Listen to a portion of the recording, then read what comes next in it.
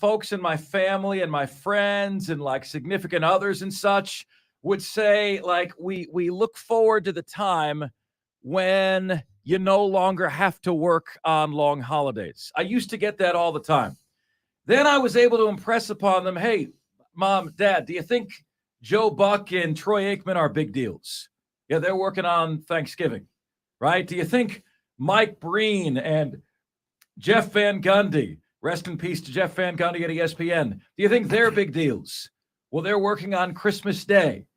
And then as it has gone on, I've came to completely reframe that in my mind, and like working on the holidays is an honor. And we realize that a majority of you have 4 days off right now, right? A majority of you, Saturday, Sunday, Monday, Tuesday, are off. Well, your boy here had a show on Saturday. Your boy here has a show today. Your boy here has a show tomorrow, Maggie and Perloff on CBS Sports Radio. And I've never been better. You guys have 4 days off. We have one, and this is the honor that is the labor of love of this gig. Don't get me wrong. It's nice to have time off. You need to unplug. You need to refresh from time to time. Had a great chance to do that yesterday. Big thank you to Dan B for having us over. Diesel was there. His better half, Ashley, was there. Angela was there. Some P1 listeners were there. J.D. Wyatt, Dalton was there. Madcraft was there as well. It was just a fantastic time, my friends. Just a fantastic time. Was up in Inman for the first time. I hadn't been to Inman yet and got a chance to check out Inman yesterday. As we were driving out there, I was telling Angela, I'm like, see, this is where the smart people get properties where they have all the land. You know what I mean? Like they got all the land. They got front yards. They got backyards. They got all yards. It's great. They're not squeezing themselves into tight little subdivisions. No, not at all. So what's the point in buying a house in a tight subdivision? Just get an apartment at that point. Yeah. You know, that's apartment living, but you're in a home, but you've got, a postage stamp of a front yard to mow. Why? Why do we do this? Yeah. So, they say, folks, that I used to have, do you guys remember Howie Schwab from ESPN? He was the guy who did Stump the Schwab, and Stump the Schwab was a TV show that was hosted by Stuart Scott, and it was all like starring Howie Schwab because the dude is an encyclopedia of sports. And like they would quiz him until they could find a sports fan that would know more than he did. It was kind of like sports' version of Jeopardy, and Howie Schwab was the Ken Jennings on that show. So when I first started my career, we befriended Howie Schwab, and he called our show without, I never set it up with him. He called our show at the beginning of the show every single week. Every single week he called the show Saturday morning. And I asked him one day, I said, what are the 3 greatest joys of life? And he said, food, sports, and sex. And I never forgot that. And I just would like to let you guys know that I had an abundance of all 3 over the weekend, and I've never been better. It is fantastic to be here with you guys. That is TMI. Well, what do you think this show is? It's a very cringy thing for you to leave the show with. Yeah, didn't need to know. Yes, didn't need to know, but you will. Wonderful to have you guys with us here on the show, man. Truly do value you, appreciate you. Food, sports, and sex. Never forget it. It's a fantastic way to happiness in life. Diesel, I do want to open with this. So I was told that we were going over to the barbecue last night for. A NASCAR party, right? For a NASCAR party. And I was over there and I was sitting down and I was watching NASCAR, and it was a road course through essentially downtown Chicago that I was immediately more interested in than any other NASCAR race. And I'm going to understand and I'm going to realize that this is going to come off demeaning to some, and I need you to explain to me why it isn't. But as a college-educated American, I require more than things going around and around in a circle in order to be stimulated.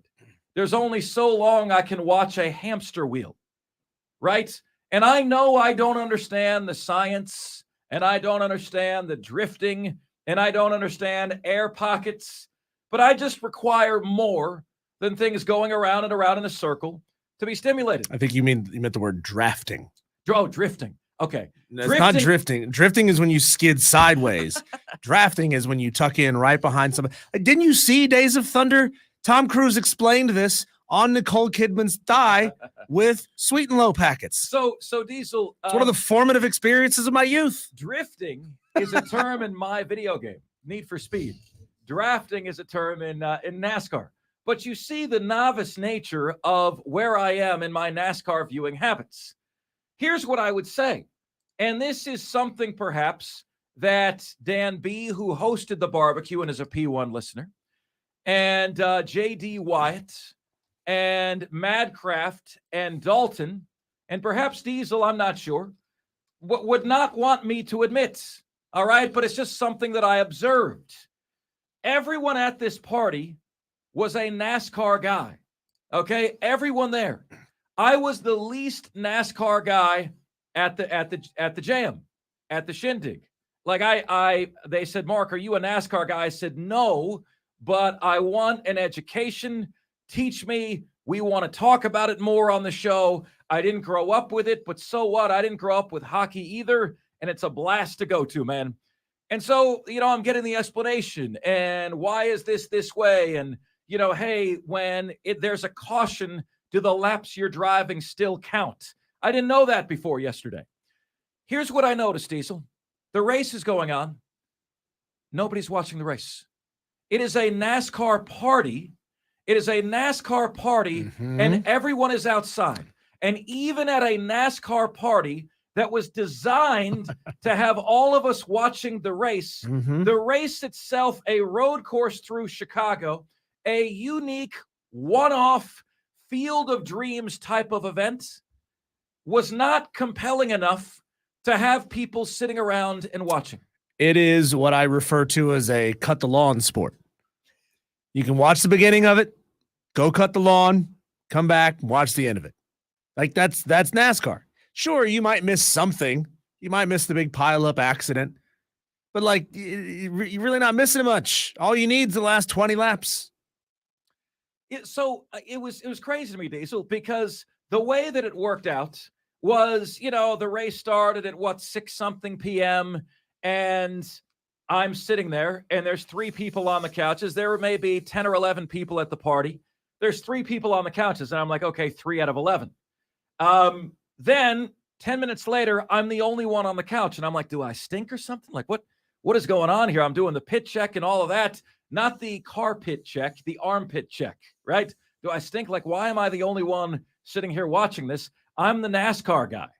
And I look outside and everyone's on the deck and Diesel's got the victory cigar going and everyone's socializing. People are axe throwing. And I'm like, wait a minute. This is a NASCAR party. These are NASCAR people. Not a single one of these NASCAR people at a NASCAR party is actually watching said NASCAR, which highlighted to me the very problem with the sport that I will bring you to again. Diesel, if it can't be more compelling than baseball, because the verbiage you just used is how I describe baseball. Oh, you have it on. I can do chores around the house. I'll come back in the 8th inning. Maybe I do, maybe I don't. But it is not. Do you do that in college football? Do you do that in college football? Do you say, I'm going to be outside. I'm going to be outside. Your ass makes a dent in the couch Yeah. over the weekend. Mhm. And at a NASCAR party, I am the only one watching NASCAR. And if that is what your P1s are doing at a NASCAR party, you have a problem.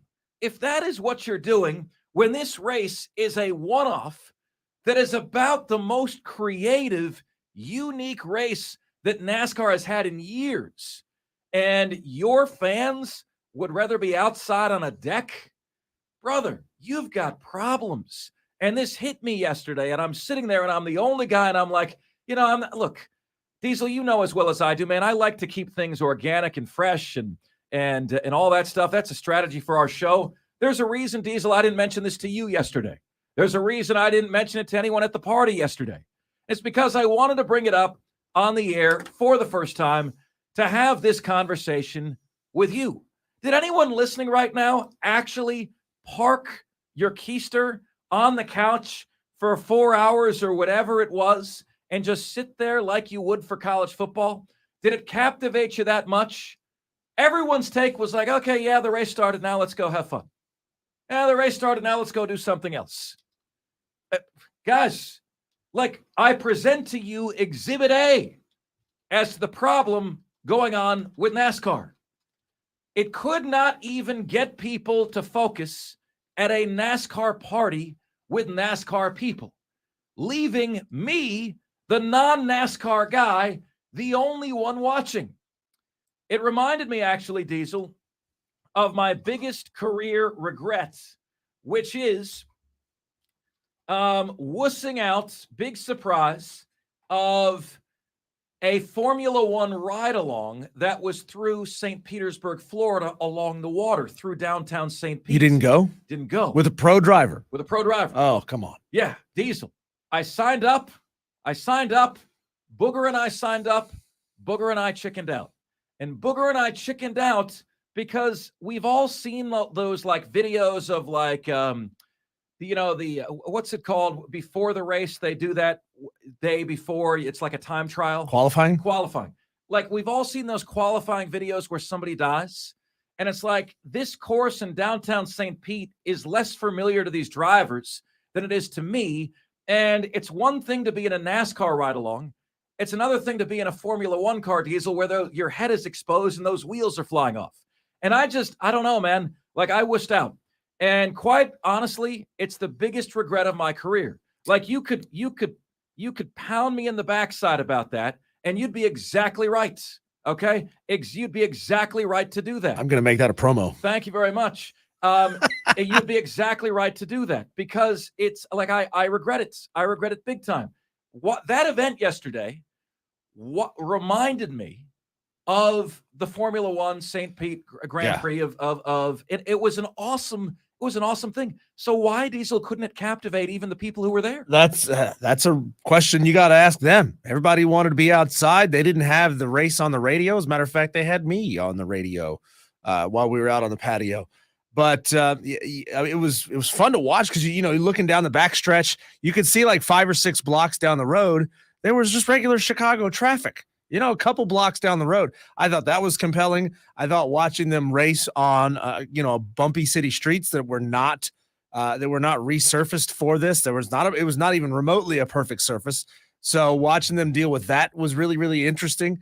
I got home and I did the same thing. I watched the last 20 laps or so, and I was like, all right, cool. Yeah, I got my fix. Shout out to Halo Master 96, first time in the YouTube chat. What's up? Halo Master 96. Of course, JD Wyatt is in there. Of course, Madcraft is in there. Madcraft, of course, lamenting how many laps Kyle Busch was down by the end of that race.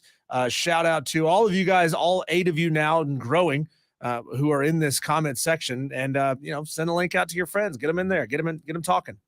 Texter says, I knew the beginning would be a bang, but not like that. I think these are Chicago crime jokes, Steve. Well, I'm surprised they weren't taking fire in the middle of the race. The gangsters of Chicago acting like Tuscan Raiders, just shooting at them while they're driving. Texter says, how did I know this is where he was going with this? I had my kids there, or else you and I would have been dialed in, Mark. But yeah, that's how it goes most races. So most races in this sport of NASCAR, you guys have a behavior that is something you never do for college football. Ever. I bet you don't do it for the NFL. This is baseball behavior. Okay, the game's on. Now I can go do whatever I want. Clean out the sock drawer, kiss the wife, make sure the kids are in the kiddie pool, flip some ribs on the Barbie.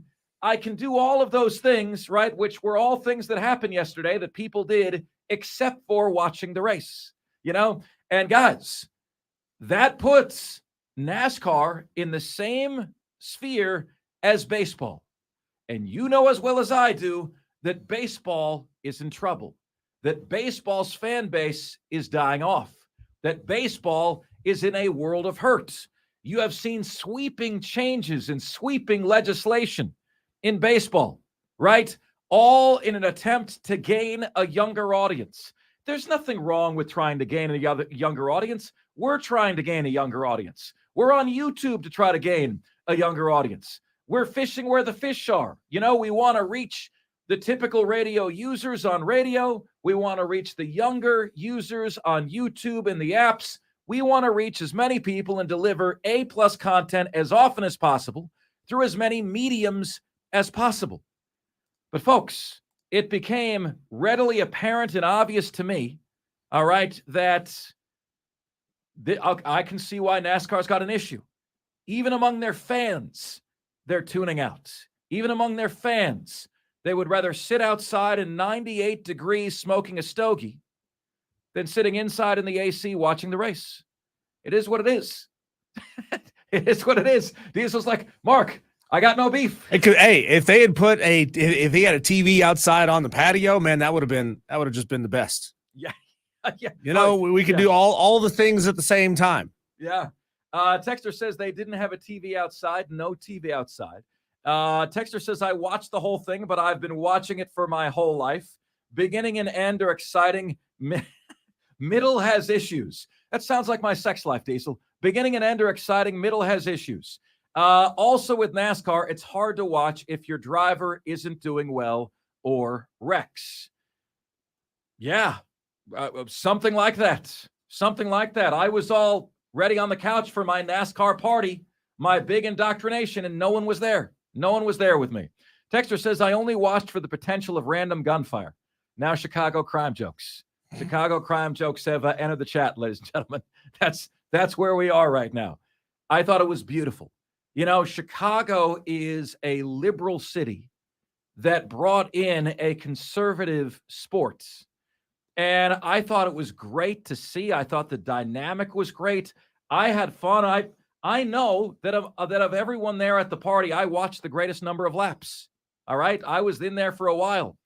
Let's see here. Mark, how did that tweet go that me and JD told you to tweet? LOL. Gamecock Dalton. Gilligan. Gilligan. The tweet is now up. The tweet has now reached 36,000 people. If you guys wondering what we're talking about here, inside jokes make bad radio. So I'll tell you at either 3:40 or 4 o'clock, we'll get to the tweet that people are still having their brownies burnt about today. Texter says, Mark, I meant your sex, food, and it's sex, food, and sports, Texter. Howie Schwab's 3 greatest joys in life: food, sports, and sex. And I said I had all of them this weekend. It was fantastic. Texter says, I watched Outback with some cold ones while working on a computer. Thought the tires did a great job stopping the cars without destroying them. Diesel, the tires were like the balls that you jump in at like Chuck E. Cheese. You know what I mean? The tires created like the bumper cars effect without hurting anybody inside. And making it all the more interesting is the tires had filled with water because it was raining all day. And these drivers could not make turns around a course that had rain all throughout it. And I thought it was brilliant. And look, there was a Shane Van cheeseburger that won the race. I believe there is a clip on this, Diesel. Here is Joey Logano. Joey Logano has some comments here, some takes on Shane Van Gisbergen.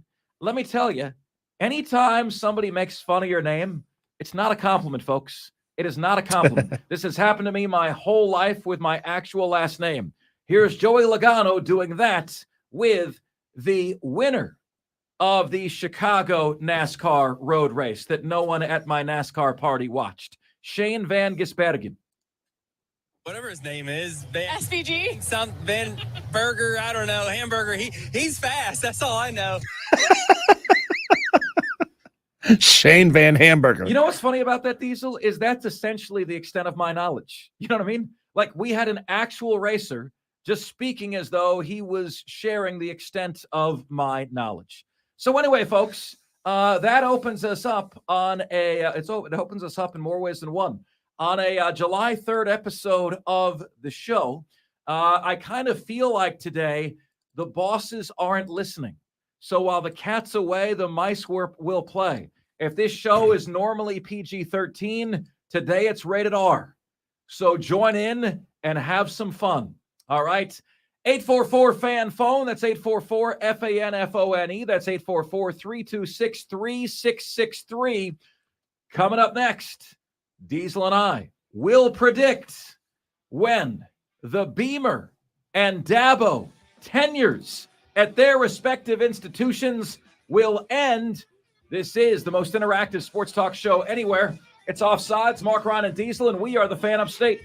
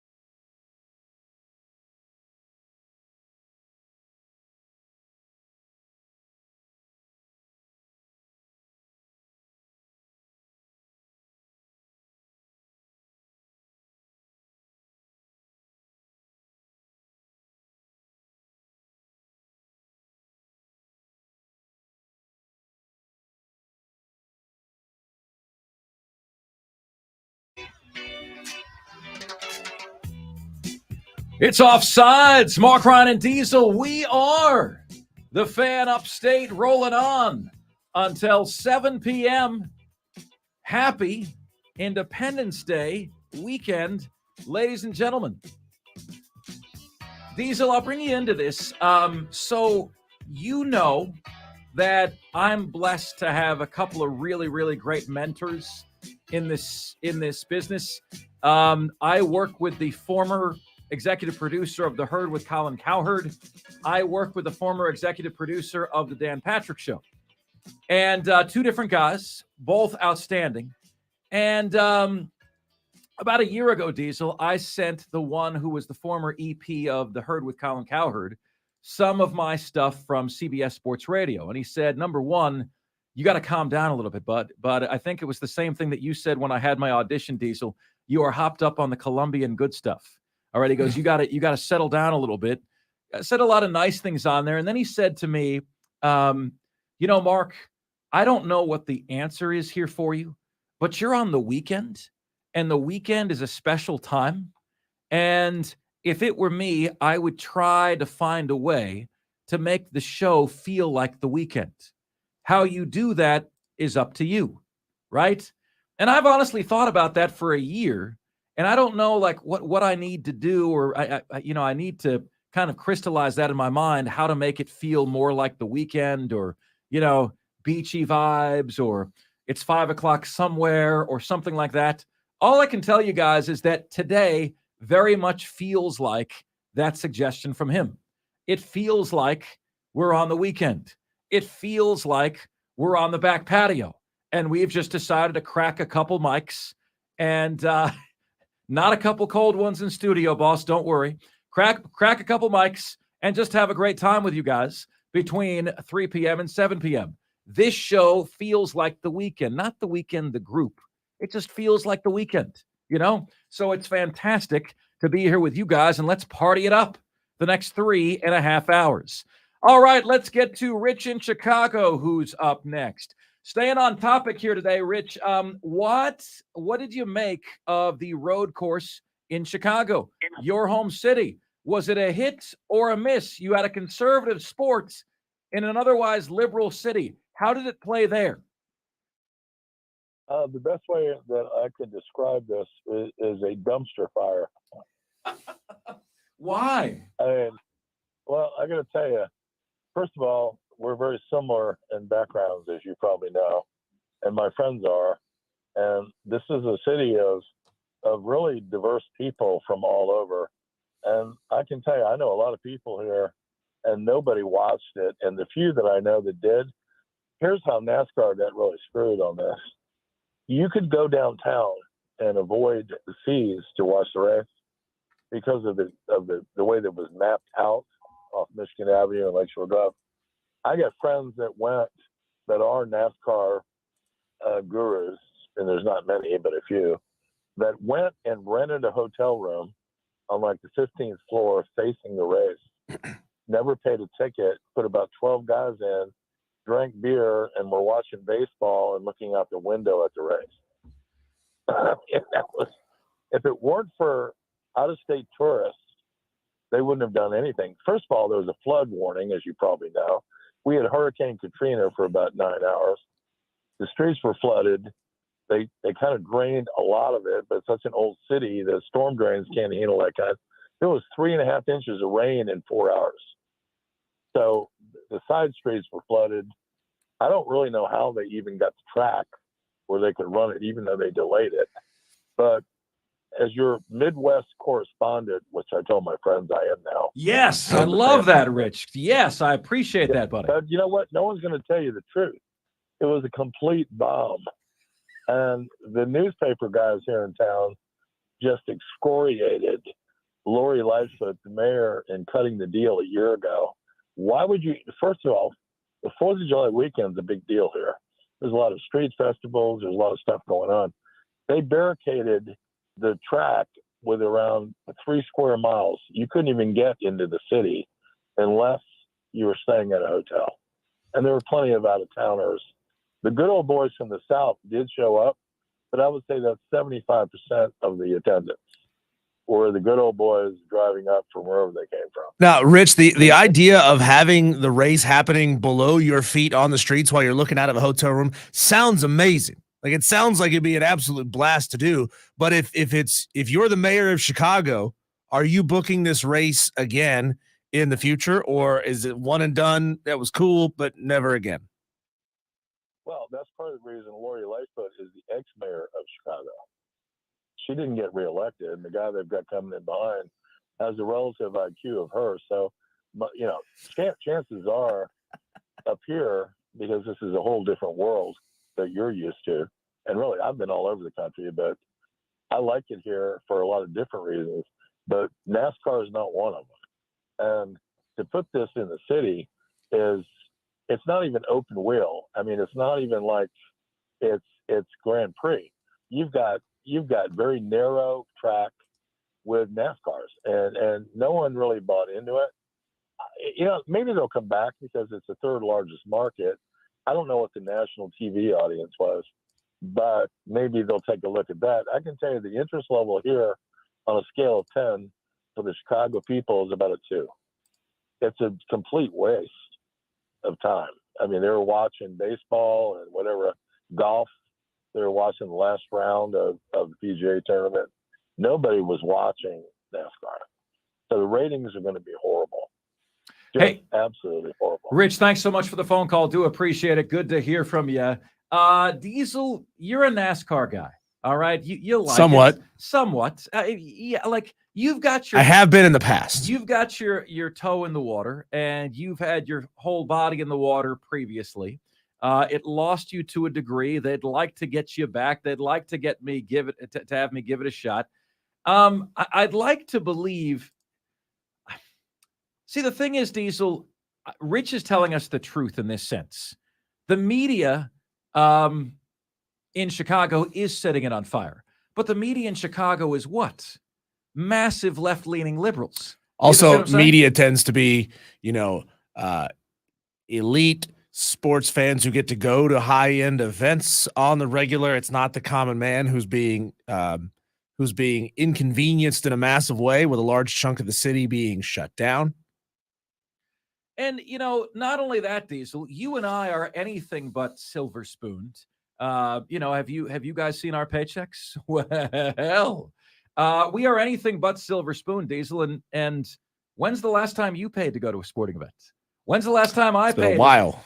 I can't remember the last time I paid to go see a sporting event. I paid for more concerts, I think, in the last 3 months than I paid for in the last 10 years. Right. And it's not because we're not going to sporting events, folks. We're there.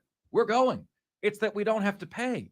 Right. Angela says, babe, you need to add $10,000 to your salary for all the stuff you get and you do for free.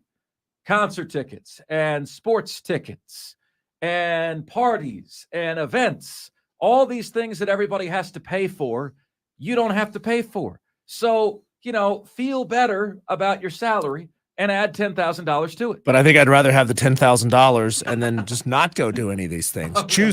Choose not to do any of these things and feel good about my extra 10 G's. There you go. All right.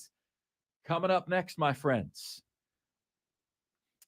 When are the tenures of 1, Dabo Sweeney, and 2, Shane Beamer going to end at Clemson and South Carolina, respectively? We will tackle that question next, right here on the most interactive sports talk show anywhere. It's Offsides. Mark Ryan and Diesel, and we are the Fan Upstate.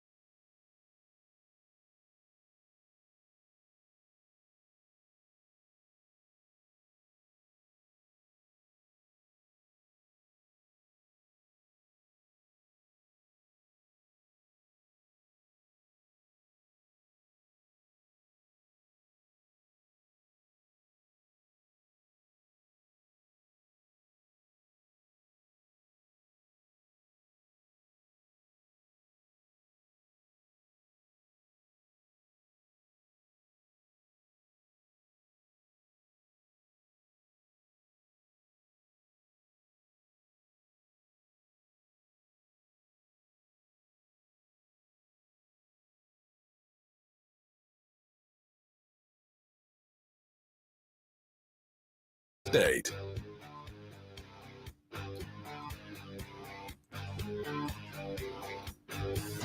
It's Offsides. Mark, Ryan, and Diesel. We are the Fan Upstate, rolling on until 7 p.m. today.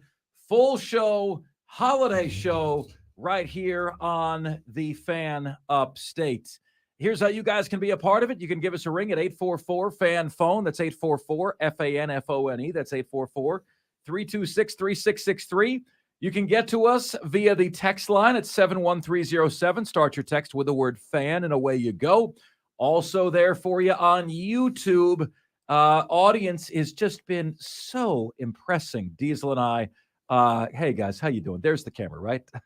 So good to see you guys in here each and every day. It was so good to meet all our P1s. I got the sense I could do this topic today that we open the show with without offending any of our P1s. I just speak to what I see, ladies and gentlemen. That's all we do, right? You wouldn't tell me I lied about any of that, right? I mean, I told 100% the truth. I see Dan B in the chat room saying, yeah, like Mark is telling the truth. Like we put the race on and nobody was watching it. And it is very much like baseball in that respect. Excited about this, Diesel. You know, Diesel, I'm a numbers nerd. Set a goal to when my career started to get to 8,000 Twitter followers. That would put us in the 99th percentile in terms of number of followers. We track the shows every day. Every single day, I put a number on top of the rundown. Today is show number 1,010. Right? So every different show is an episode, and you want to make sure that episode 1010 doesn't suck, right? Like you want to make sure it kind of helps push you to achieve. And then one that I really like that is going on that just happened when the show ended on Friday. Right now, let me do some quick math here. 52. Okay, so 24 times 7 equals 168 hours in a week times 52, 8,736 hours in a year. All right, folks, there's an author that I read, and his name is Malcolm Gladwell. And in his books, he talks about the tipping point when things become viral, the tipping point in terms of expertise and everything like that. One of the things I absolutely love about this job is that you never master it. Okay, you never master it. I think our show is very, very good. I think the way that we are measured, you guys have shown us that our show has been very, very good and very successful, right? Which I truly value and appreciate. But you never master it, right? Like there's no two shows that are ever the same. The show is completely different every single day. And there's always exciting things going on behind the scenes that like keep you going. It's no surprise that adrenaline junkies tend to find themselves in a field like this because it's never repetitive. It's never monotonous. It's always exciting. So folks, I've now been on the air. I've hit 10,000 hours on the air. In order to be an expert at something, you need to do it for 10,000 hours. This isn't prep time, folks. This is on-air time. All right? I'm 46 years old. I have now been on the air for more than a year of my life. On the air for more than a year of my life. Okay? I wasn't on the air at all the first half of my life. 23 years, I didn't have a single minute of on-air expertise, right? The last 23 years of my life, no, actually, it was 2005 that we started, right? September 2005. So that would have made me 28 years old. The last 18 years of my life, more than a year of the last 18 years of my life has been spent on air.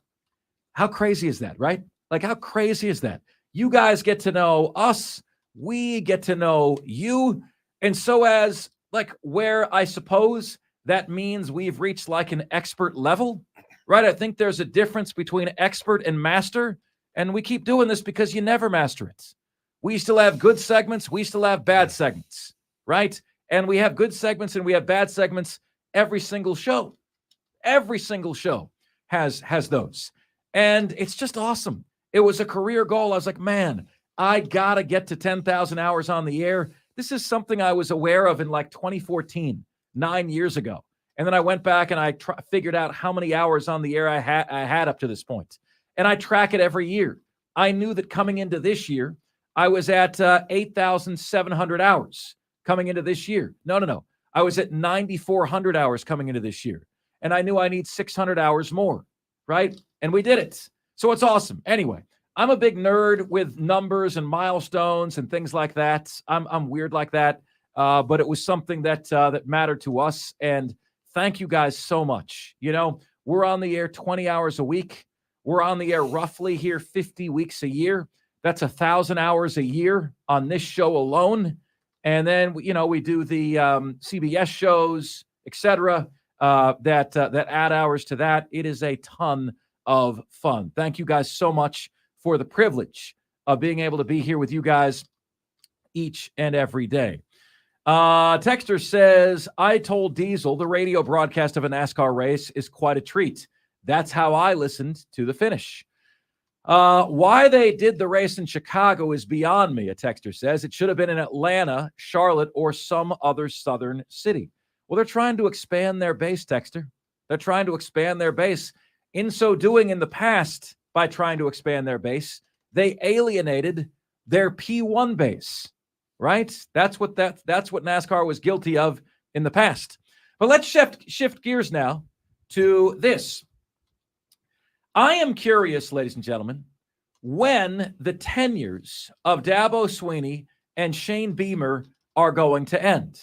Now, Diesel, if we were to put this on the poll, here's how this works.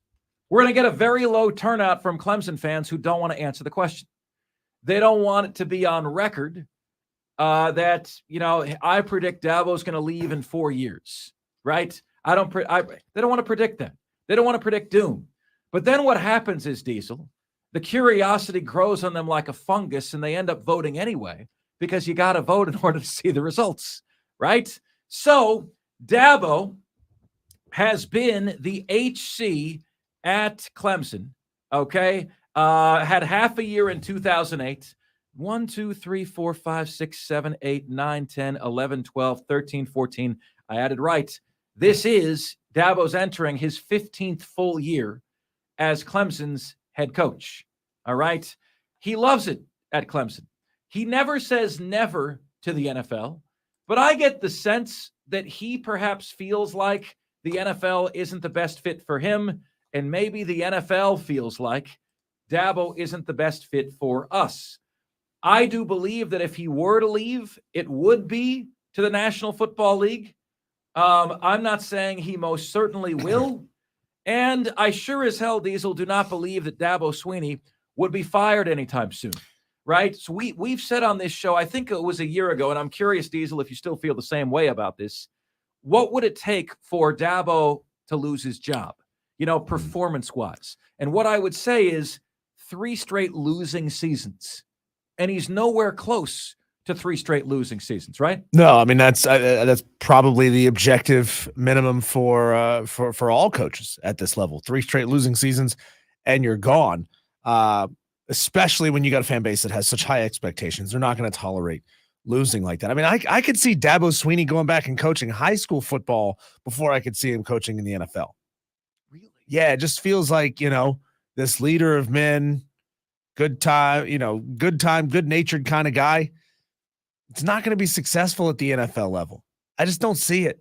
You know, the NFL coaches don't have a whole lot of personality, and when they do, they're not on display very much. I don't think his shtick works in the NFL. I think he's a college coach through and through. And if he can't be a college coach, he can go be a high school coach in Pickens. Diesel, can you imagine Dabo using the whole Roy bus shtick in the NFL? Can you imagine that for a second? All these guys making way more money than him would roll their eyes. Hey, Dabo, in the NFL, the Roy bus is a Lamborghini. Okay. Hey, come on the bus with the rest of y'all. Right. So let's look at the negative here for a minute, Diesel. The negative in terms of projecting a long tenure for Dabo is he's 53. He's been the head coach since he was 38. How much longer does he want to do exactly the same thing?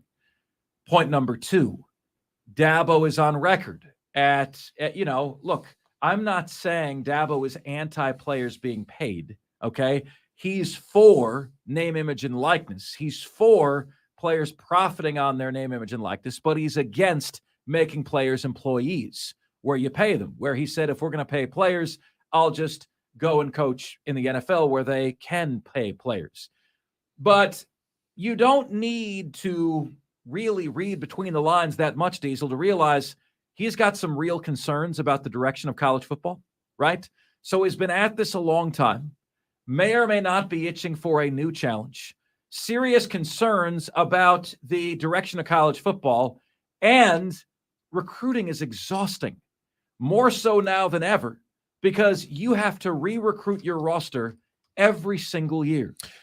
You know what I want from Dabo? I want Dabo to engage in a way more similar to Nick Saban. Nick is not he's not afraid at any time to voice his opinion on the direction of college football in a more proactive way than most coaches are. And I think Nick has earned that kind of cachet. He can do that, right? Dabo Swinney has earned that kind of cachet. He can do that.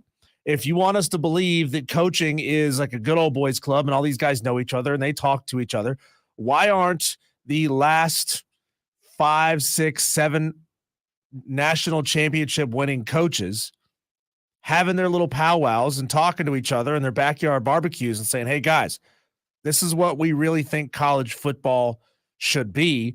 Let's go out there and make the change. Don't talk about it, be about it, right?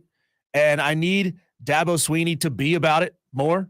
I need Kirby Smart to be about it more. I need Jimbo Fisher to be about it more. Nick Saban's already about it. He's out there trying to do it, but he can't do it alone.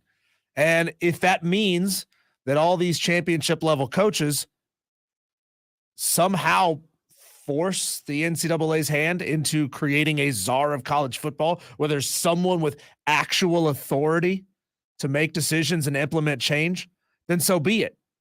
But I need these guys to be about it, not just talk about it. Here's my prediction, Diesel. Dabo, okay, when does it end and how does it end? Okay, we'll answer those of the 5 W's for you. Dabo, it ends for Dabo at age 60. He's now 53.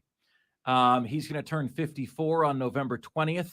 So Dabo will hang them up in 6 years, which will be actually 7 more seasons.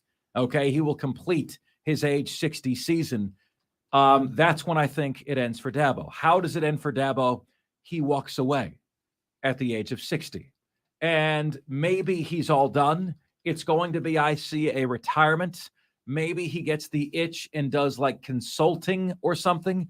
Maybe he comes back a few years later and does a league like the XFL or the USFL for kicks and giggles, right?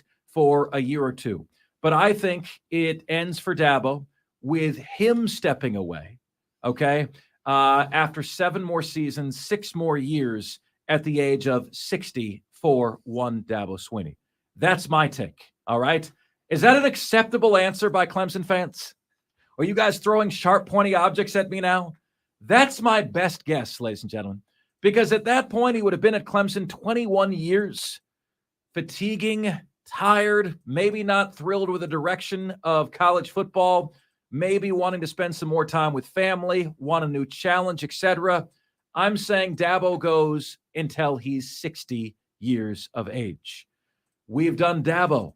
Now it's time for Beamer, and we will get to that next, right here on the most interactive sports talk show anywhere. It's Offsides. Mark, Ryan, and Diesel, and we are the Fan Upstate.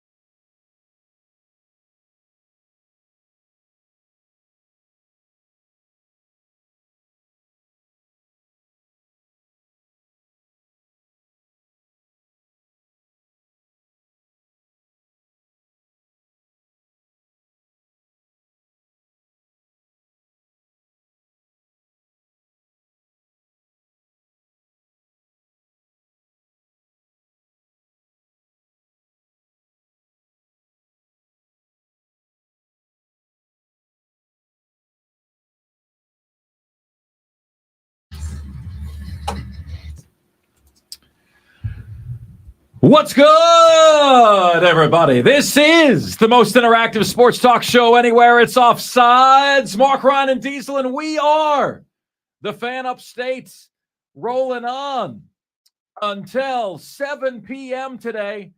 You guys have a ton of choices out there.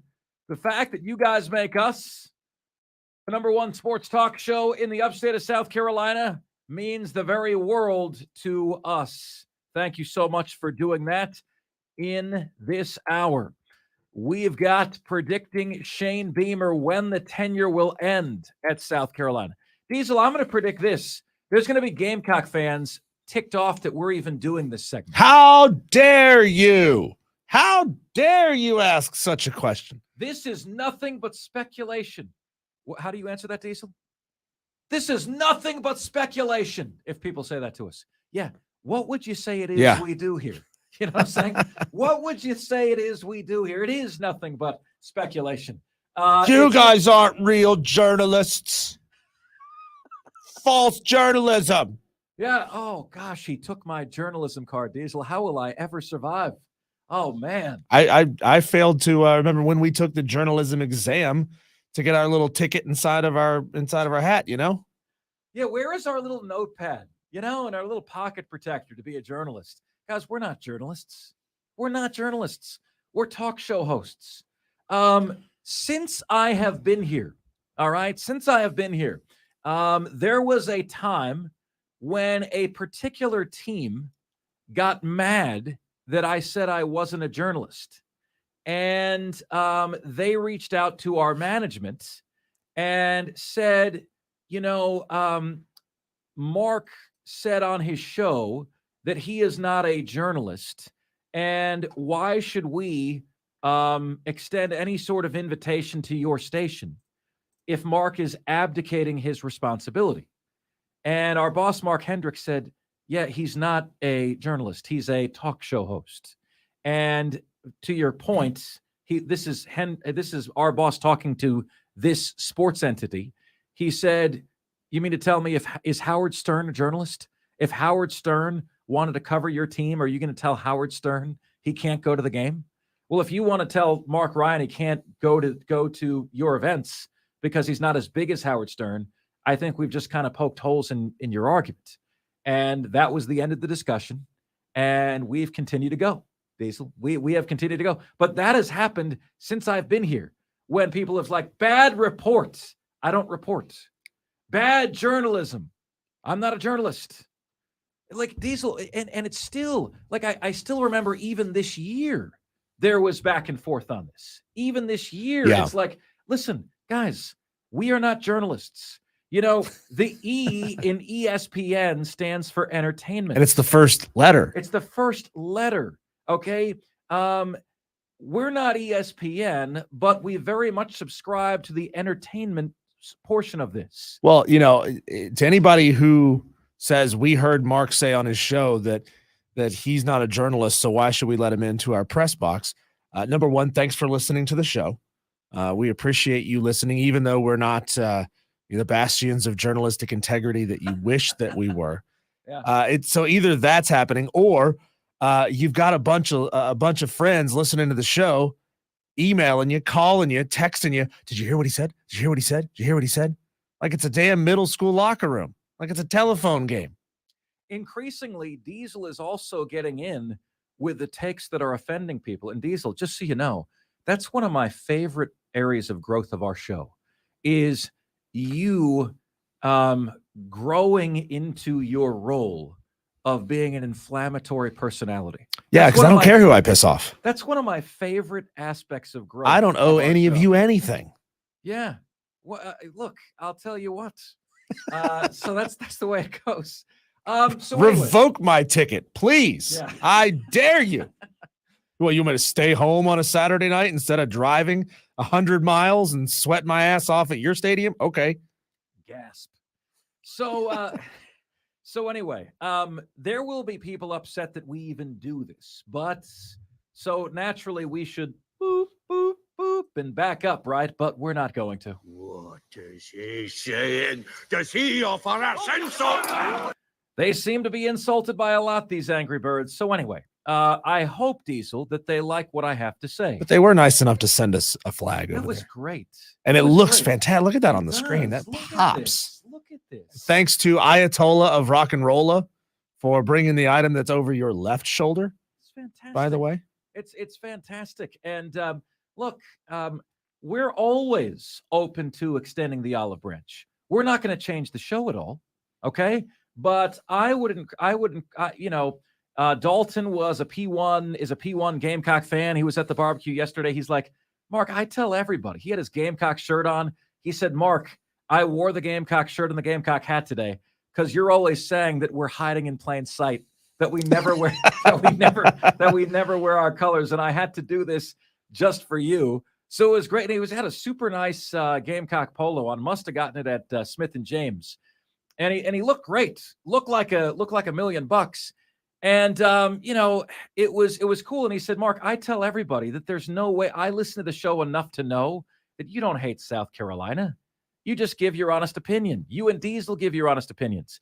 And that's always the case, Diesel. But as long as that football program is going to act as though every time we say something critical, they're going to shut us out, we're never going to be close with them.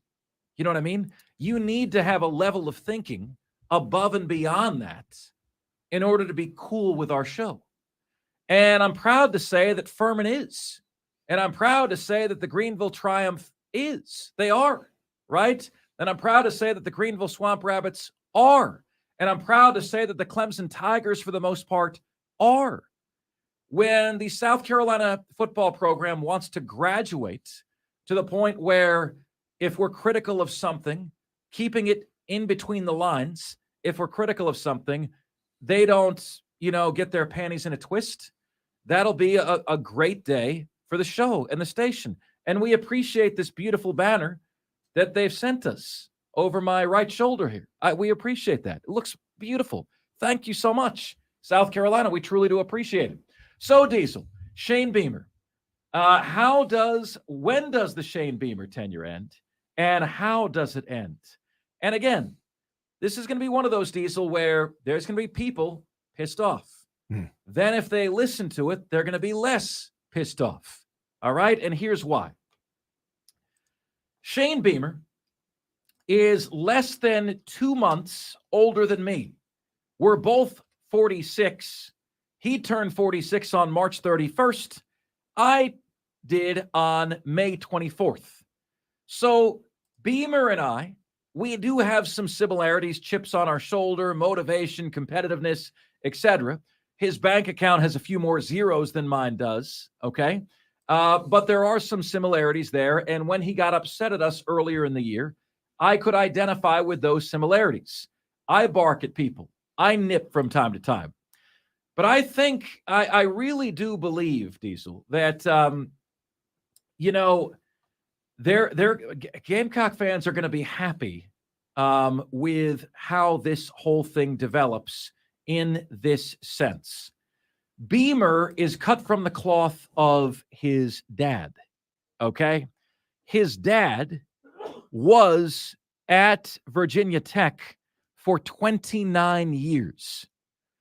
I think Beamer, growing up in the Beamer household, in that family, has wanted to create his own Beamer legacy. So, given the fact that his father was at Virginia Tech for 29 years, Diesel, and given the fact that Shane Beamer himself started at South Carolina in 2021 at the age of 43, his father is now 76, and he retired 8 years ago at the age of 68. If Shane Beamer coaches until the age of 68, Diesel, he will be at South Carolina for 26 years. It would take him 30 years at South Carolina to beat his dad's tenure. I think Beamer goes for his dad's tenure. I think he goes for that. And I think there's going to be enough success there. I'm not going to predict SEC championships. I'm not going to predict national championships. But I think there's going to be enough 8 and 9 win seasons there that keep him at South Carolina. And I don't see him wanting to go. I do not see him wanting to go. No, I don't see Shane leaving of his own volition. Right. At any point. I don't know that I would see Shane Beamer taking a job at, for example, a Michigan if the job were to come open, or a Notre Dame, or just a higher profile job than South Carolina. No, I don't see that happening. What I do see happening, though, is a fan base that expects more. And that's a good thing that the fan base is coming around and finally expecting more. But I don't see his results giving him that lengthy of a tenure. I don't see Shane Beamer sticking around for more than at most another dozen years. Okay, so that would give him a 15-year tenure. I would say Shane Beamer doesn't leave of his own volition. I think Shane Beamer gets fired in the next 15 years. So which is it going to be, Diesel? Is he going to leave on his own volition, or is he going to get fired? He's going to get fired. So that would be 12 years from now. Yes. Okay. I didn't want to predict 10 years in advance. Yeah, the SEC as a gauntlet has been a gauntlet, will continue to be a gauntlet, will only get harder. And so that's why I don't predict anybody in the SEC sticking around for 12, 15, 20 years. So one of us, here could be the tease, Diesel. One of us predicts Shane Beamer will be fired. One of us says Shane Beamer will never be fired. All right.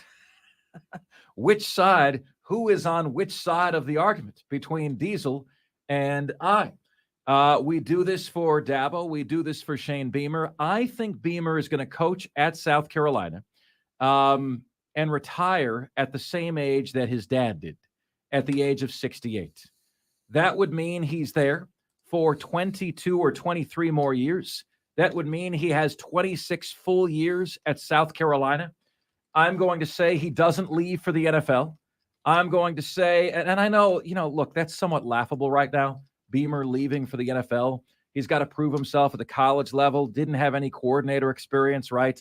We're just looking ahead a little bit because I do believe he's going to have success at South Carolina. I do believe that. Gamecock fans, they don't want to hear this. They just want to get all inflamed when we have something critical to say. I think Shane Beamer is going to be there for a very long time. I think Shane Beamer has a chance, depending on what it takes to get a statue, to have a statue at South Carolina when all is said and done. I think Shane Beamer could end up in the SEC championship game at some point before all is said and done. But knowing how much family matters to the Beamers and the influence of loyalty that Shane Beamer grew up with under his dad, Frank Beamer, I think Shane Beamer has his pet project. He's got his baby. It's the Gamecocks. And he wants to be there. He wants to build what his dad did at Virginia Tech. The similarities, folks, in terms of mediocrity of the programs when they took over, is something else. Something else. Virginia Tech was in no man's land. Gamecocks were in no man's land. Virginia Tech was laughable. Virginia Tech was maroon colors. Gamecocks, maroon colors. Many people laughing at South Carolina. Then Frank Beamer made that one of the best home field advantages in all of college football, built on special teams. Now Shane Beamer is making Williams-Brice Stadium one of the best home field advantages in all of college football, one capable of beating Tennessee at home. And, a really intimidating environment, special teams galore. I think Beamer's going to retire at South Carolina at the age of 68, like his dad. Diesel says Beamer's going to be fired, but not until he's been at the school for 15 years, which would be 12 years from now, which would be 2035. Those are our predictions, my friends. Where do you guys come out on this? When and how do the Dabo and Shane Beamer tenures end? 71307 on the text line is where you guys can get to us on the show. Can we get some predictions here? What are your predictions, guys? I'm reading the text line right now. What are your predictions as to how the Dabo and Beamer tenures are going to end? It's somewhat pathetic that we can't get many people to make predictions on this. It's viewed, Diesel, as bad juju, right? Not talking to your pitcher in the middle of the no-hitter. Make a call. How does the Dabo tenure end? When does it end at Clemson? I think he's going to be there for 7 more seasons and 6 more years. Dabo at Clemson before he hangs him up. I think Beamer's going to be in Columbia for 22 more years, getting to 26 total for his career. What do you guys think? Texter says 15 years at one job is not a long time. Texter says, how long before other coaches start using retirement against Nick Saban like they did Spurrier? He's gone in 4 years and Dabo replaces him. No, I don't. I've never seen Dabo going to Alabama. I've never seen that. I've seen Dabo going to the NFL before Alabama. And I think as time goes by, it's increasingly less likely he goes to the NFL. Texter says, Mark, be careful what you say about Clemson today. The Homer station is off air. Oh, well, look at this little opportunity we have. Peeling away market share one listener at a time. So you'll get under their skin. You guys paint South Carolina fans as ultra sensitive. Let's see here. That would be from experience, Texter. You don't know the area still. All the Clemson fans listen to Homerville. So you're Texter, obviously that's not the case, right? Like there's more Texter. Okay, let's look at your text here for a minute here. All the Clemson fans listen to Homerville. If that were the case, our show would have never been number one in the market. If all the Clemson fans listened to Homerville. Clemson is the number one team in this market. Most fans in this market, okay? You are listening to the show that has most often been the number one show in this market. So, obviously, at some level, more Clemson fans have to be tuned into us than them, right? Now, if you said in the town Clemson, South Carolina, which station do more people listen to? There you have a point, right? Perhaps. But in the upstate of South Carolina, I don't think you do. Texter says, let's see here. Dabo will be Alabama's next coach, whenever that may be. I totally disagree. Texter says, given the playoffs are expanding next year, Mark Ryan, do you see Beamer getting SC to the playoffs in his tenure? If so, more than once.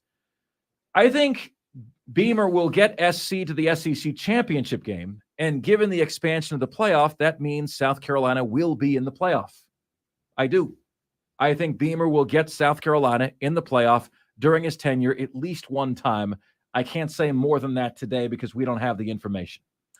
What do you guys say? We get to when we come back. The Upstate's favorite athlete bracket. We've got a winner to announce. We've got one of 2 remaining first round matchups to get to. And that, my friends, is next here on the most interactive sports talk show anywhere. It's Offsides, Mark Ryan and Diesel. And we are the Fan Upstate.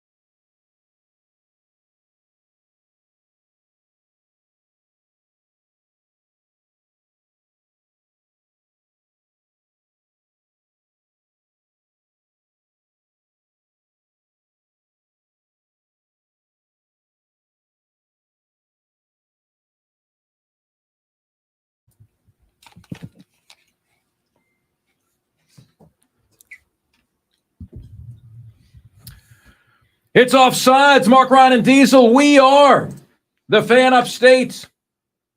Rolling on until 7 p.m. We've got Chris Phillips of the Spurs Up Show joining us in the very next segment of this show.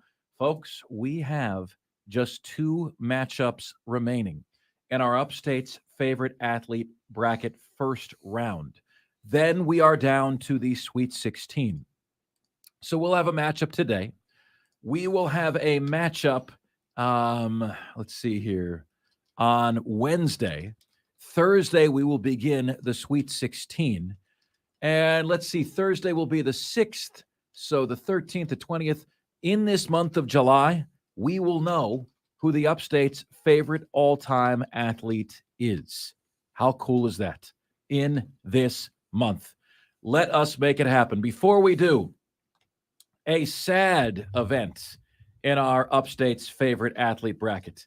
At least, listen to this, Diesel. This is cute. Sorry, guys. I got Brandon Johnson says, Diesel, if you combine the text that we just got on the screen, right? Mark, all of the Clemson fans are listening to the Homer station. With this tweet that we just got, Brandon Johnson saying, no Gamecock fan actually listens to your show.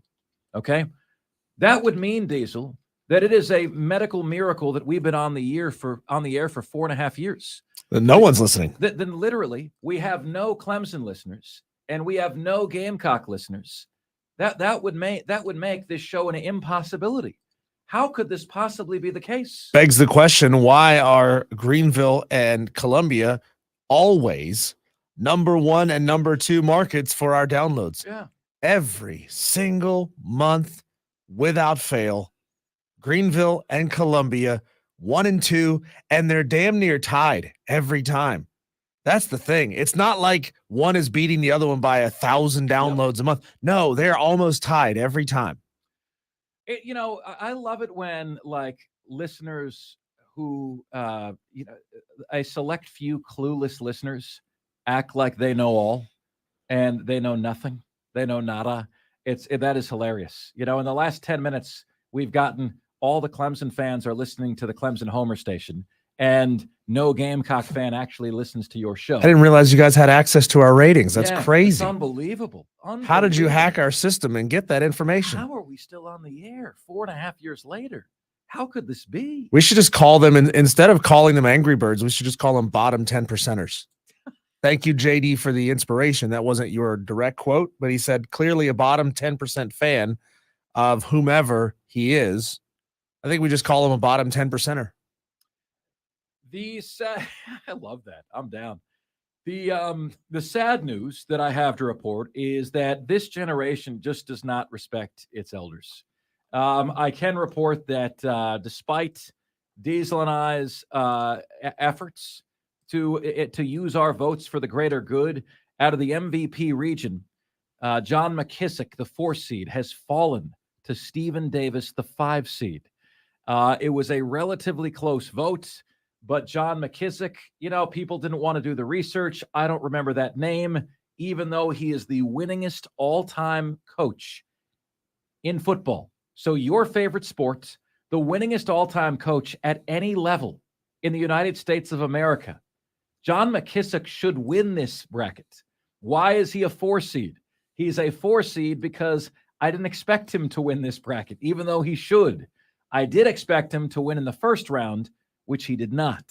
That I think is a shame. Stephen Davis's jock can't sniff John McKissick's accomplishments, but everyone's got to vote. Stephen Davis won. Stephen Davis moves on. Stephen Davis and Kevin Garnett will do battle in what is sure to be a fascinating one in the Sweet 16. Also in this MVP region, we're going to have Stephen Wonderboy Thompson against Josh Norman. Let's quickly look, Diesel, at the Sweet 16 matchups that we know are going to happen. All right. We've got Stanley Morgan against Jim Rice in the GOATS region. We know that one for sure. We've got Shoeless Joe Jackson against Pistol Pete Maravich. We've got Michael Roth against DeAndre Hopkins in the Clemson, South Carolina lore. We've got Kevin Garnett, John McKissick, David Pearson, Stephen Wonderboy Thompson. We've got George Webster against Debo Samuel. And then we've got Betsy Rawls, one of the all-time best female golfers in the history of the sport, still lives in the upstate. I'd love to get her on the air. Does anyone know how I can get in contact with Betsy Rawls? Does anyone know anybody who knows her? Know any family member? She'll take on the winner of this matchup today. It is, my friends, and you may begin voting as soon as these words leave my mouth. All right? Here's how you do it. 71307 to start your text with the word fan, and away you go on the show. Out of the Rushmore region, it is 4-seed Robert Brooks against 5-seed Al Rosen. Al Rosen, born in Spartanburg, South Carolina. All right, born in Spartanburg, South Carolina. He moved to Miami, Florida when he was 18 months old. So he was born here, and therefore he's from here. And he remained ties to the area for a very, very long time. He had a career batting average of .285. Great. I mean, that's very good. That's Craig Biggio-like, and Biggio's in the Hall of Fame. Had 717 runs batted in, and had 192 home runs in a 10-year career that spanned 1947 to 1956. Now, Diesel, we got to do a really good job with the description here because people aren't going to know who Al Rosen is. Here's what we need to know about him. He's a 4-time All-Star, okay? 4-time All-Star. He won the AL MVP in 1953. 4-time All-Star, AL MVP, twice led the American League in home runs, won the World Series in 1948, and is in the Cleveland Guardians, not the Cleveland Indians now, Cleveland Guardians Hall of Fame.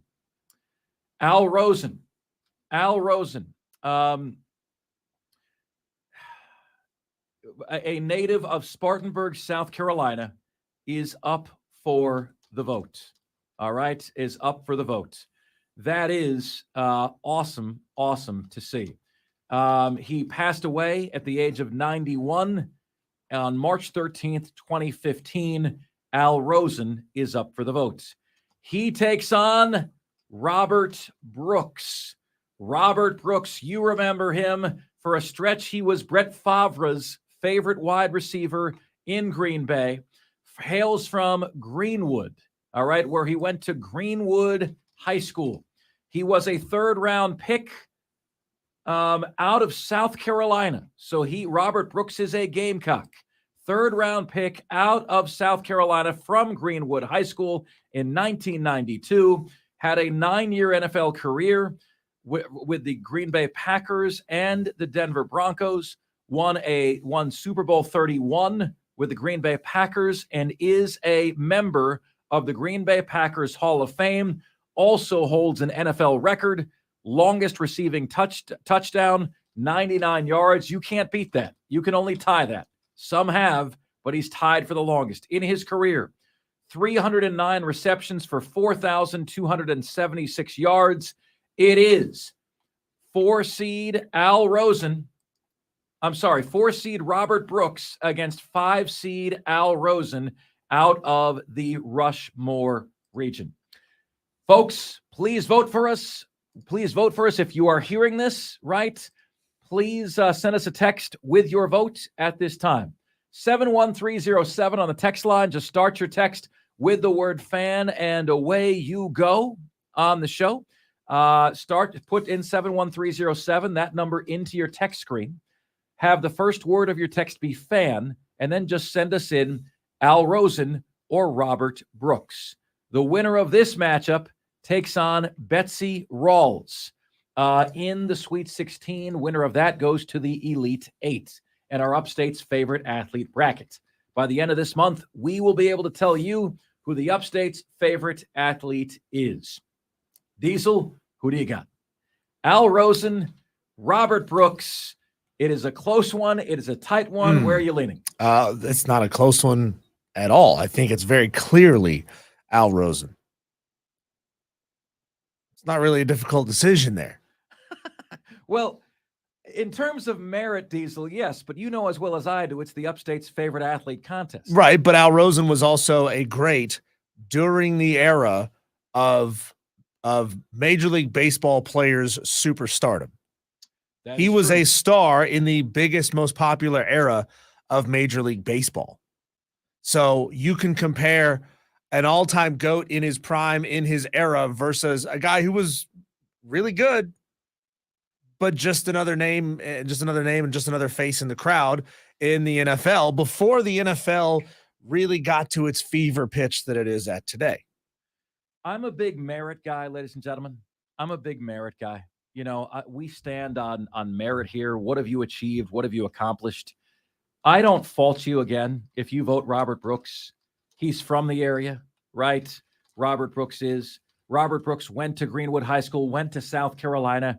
Does he still claim the upstate a lot, Robert Brooks, or no? I don't know the answer to that.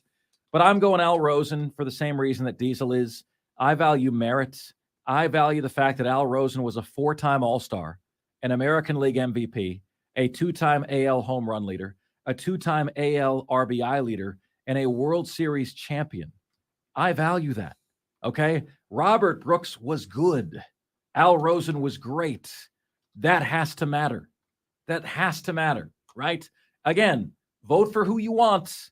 Vote for who you want. I'm down with that. Okay. But it has to matter that Al Rosen was great, in my opinion. So I am casting the vote, Diesel, for Al Rosen. All right. Texter says, let's see here. Michigan J. Todd wants to know, Dabo will go out on top with another championship in 4 to 5 years. Beamer will be fired in the same time frame in 4 to 5 years. So you're not predicting success for Shane Beamer or lasting success. UNC Chris says, you're telling me that a massive UNC fan base here in Greenville are keeping you guys afloat? Yeah, the massive UNC fan base. The fan base of like 6 are keeping you guys afloat. Yeah. The sarcasm works on us, Chris. Thank you. I hear what you're saying. Wolverine Joe chimes in with Al Rosen. Al Rosen. Texter says Robert Brooks. Texter says Al Rosen. Texter says Robert Brooks. You can see this is going to be a very, very, very tight vote. Please do get your votes in early. Get your votes in often on this somewhat holiday July 3rd edition of the show. Coming up next, my friends, Chris Phillips of the Spurs Up Show joins us here on Offsides. We are the Fan Upstate.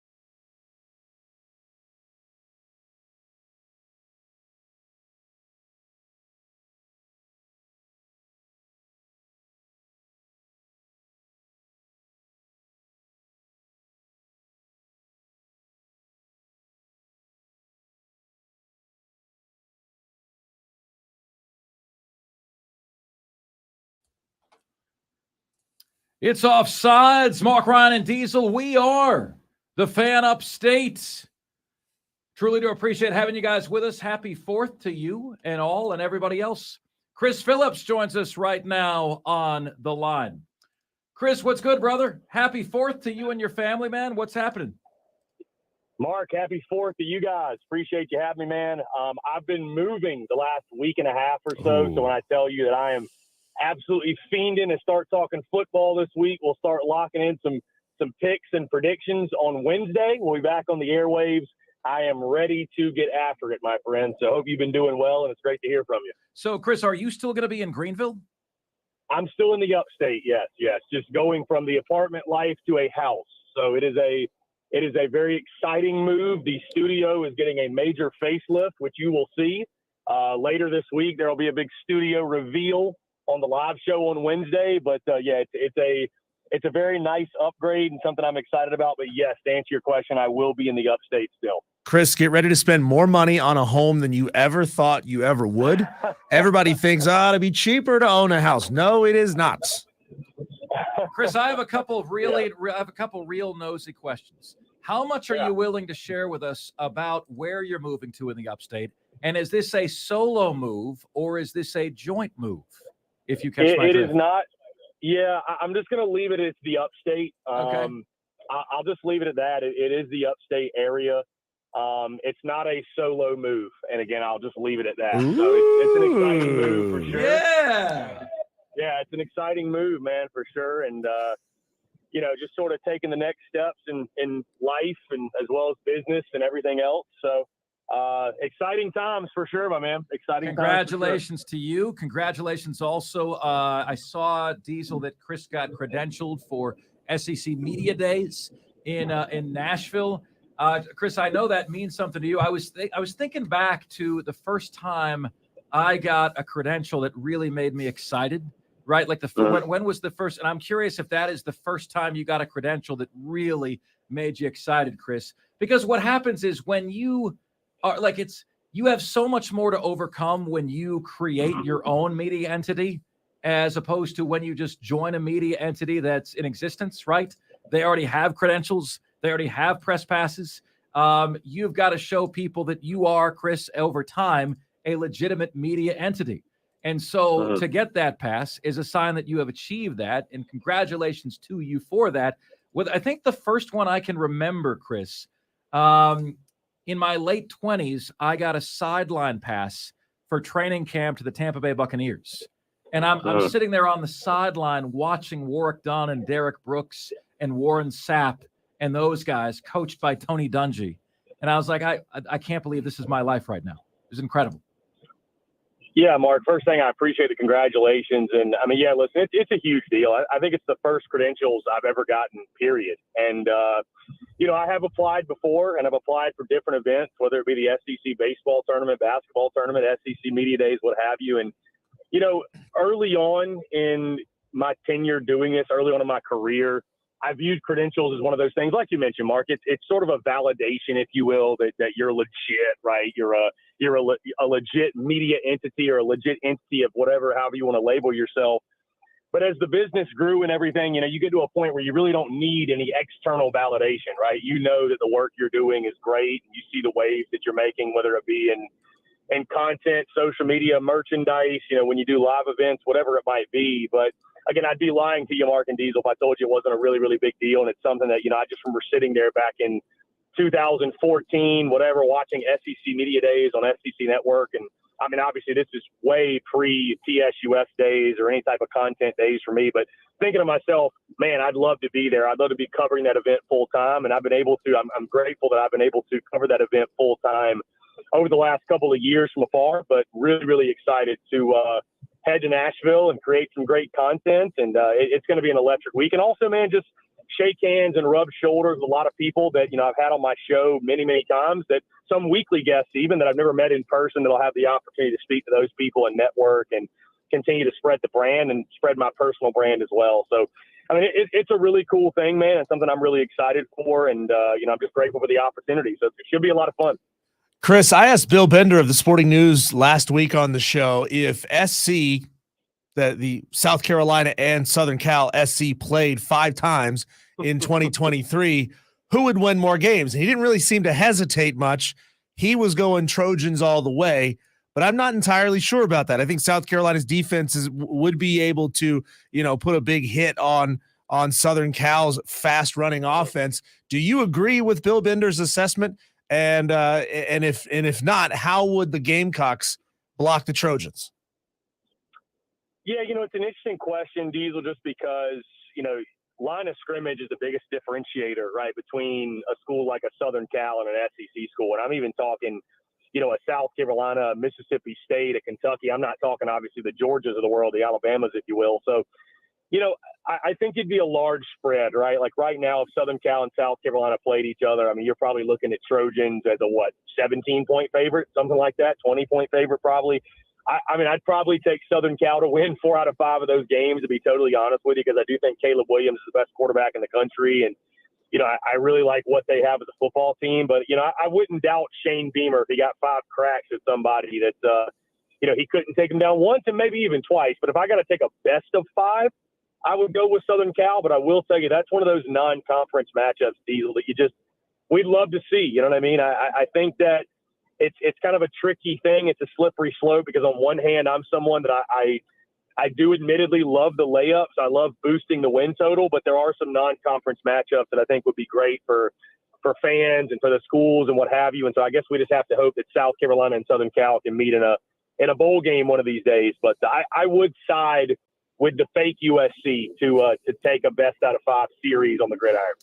I'm just glad Diesel didn't ask you how the Gamecocks would fill the Trojans, Chris, because this is a family show, So I'm just very, very happy, very, very glad about that. Hey, listen, the bosses are away. It's a holiday show, Chris. This show is going from PG-13 to rated R really fast. Okay, really fast. Love it. So Chris, let's do the same thing with North Carolina. All right. Mm-hmm. Best of 5. Because look, this is what upsets Gamecock fans, right? It's the whole who is the real USC thing. And, certain folks, I have said in the past, in 49 states, USC means Southern Cal. In 49 states, Carolina means North Carolina. So in the best of 5, Gamecocks, North Carolina, how many do the Gamecocks win this year? You got Rattler against May. Well, you know what? I'm going to kind of spoil my prediction that I'll drop on Wednesday, but, why not, right? It's 'tis the season. I would say South Carolina would win 3 out of 5, and I am giving them the nod in game 1. I am picking the Gamecocks to win that game, and I'll tell you this. I say 3 out of 5 because I think it's going to be a really close back-and-forth ball game. I really do think it is a coin flip type of game. And, I mean, it's so cliche, Mark and Diesel, to say this, that it's going to come down to quarterback play, but that really is a game that I think it's going to, because you look at both these teams, I think both lines of scrimmage for both sides are very suspect, right? Both defenses have a lot of questions to answer. You're talking about a UNC defense that couldn't stop anybody a season ago. I do not think, even with the deficiencies that South Carolina has on the line of scrimmage, offensively, defensively, I don't think UNC has the athletes to expose that. And so I think for that reason, South Carolina will be able to operate the way they want to operate offensively. I think Spencer Rattler's going to have time to throw. I think the running game may look a little bit better than it actually is in week 1, to be totally honest with you. And so, but again, I think it really, truly is going to come down to Rattler versus May. And I think South Carolina is a better roster top to bottom. And I think talent will shine in this ballgame. I think South Carolina's just got a little bit more of that than North Carolina. So if I'm talking a best of 5, I think 3 of 5. And I tell you guys, I think it's really close. I think it's really, really close. It would not shock me if North Carolina won the week 1 game, but I'm siding with South Carolina right now. And again, so I would side with them taking 3 out of 5, though. I don't think the Gamecocks are just head and shoulders ahead of UNC right now going into week 1. So I'd take South Carolina, take the best of 5, but 3 out of 5 for me. Chris Phillips of the Spurs Up Show. April was a big month for South Carolina in recruiting. It's commonly believed that Shane Beamer is going to be poised to have a big July. So why the slump in the middle? What happened in the middle? Obviously, you saw the controversy that was stirred up by our tweet. I think you might have been a little bit responsible for fanning those flames. So what happened in that 6-week period to where things sort of dipped or slowed down just a little bit? Well, Diesel, first things first, to your point about the tweet, Mark and I talked about it on my airwaves. And what I love doing, I think it's a lot of fun to do on Twitter, is test people's intelligence. Because people, for whatever reason, will go out of their way to make an ass of themselves. And that tweet was a perfect example, right?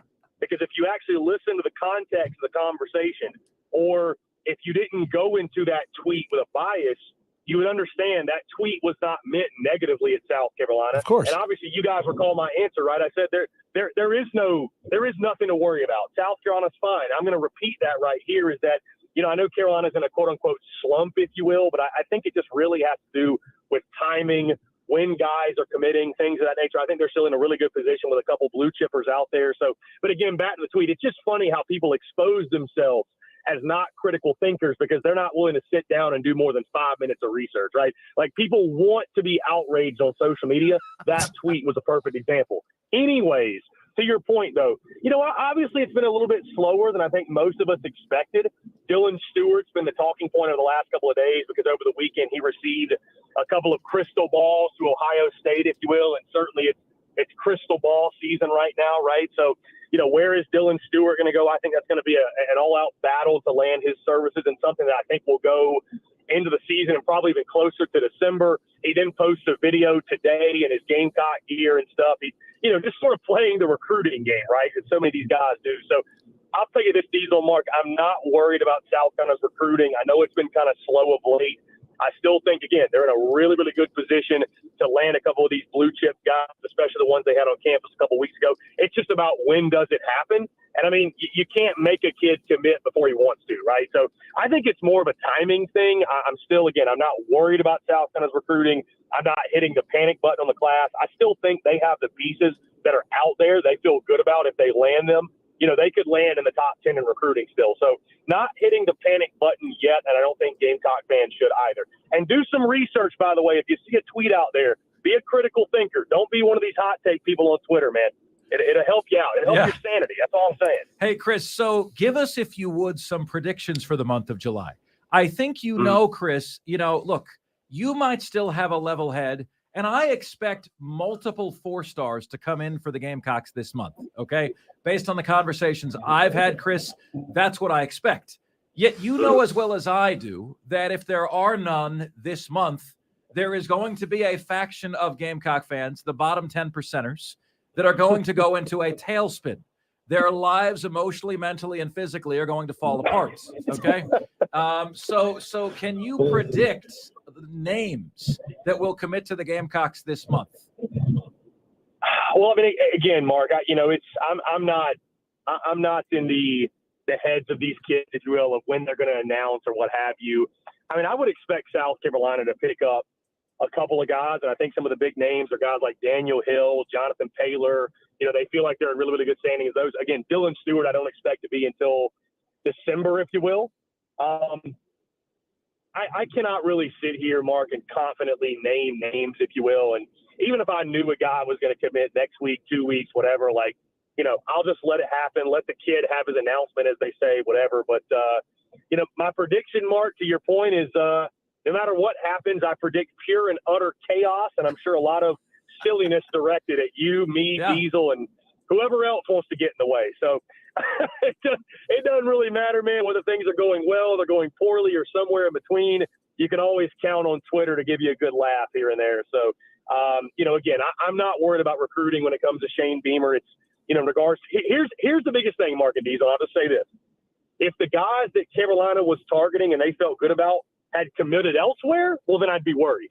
But they haven't. You know what I mean? So I think as long as that's the case and you feel good and you feel confident about your chances of getting them, I don't think there's any reason, like I said, to act a fool on social media, although that doesn't mean people won't go ahead and do so anyway. So I'll tell you what, Chris, they don't hear the nice things our show says. So that this will go in one ear and out the other. But Chris, right. I think the Gamecocks could have a Florida-esque haul coming where it's just a windfall, and Clemson fans are saying, WTF, what are we going to do about this? The Gamecocks class is ranked number 4 in America. I think that windfall could happen.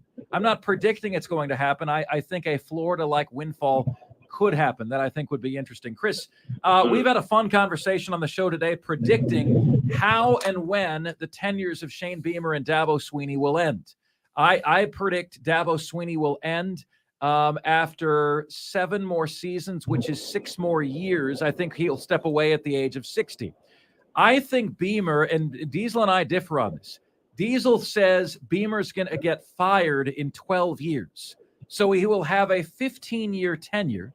And Diesel predicts that, he said, because the SEC is going to be such a bloodbath. Gamecock fans are going to grow tired of being 7-5, 8-4 every single year, and they're going to move on.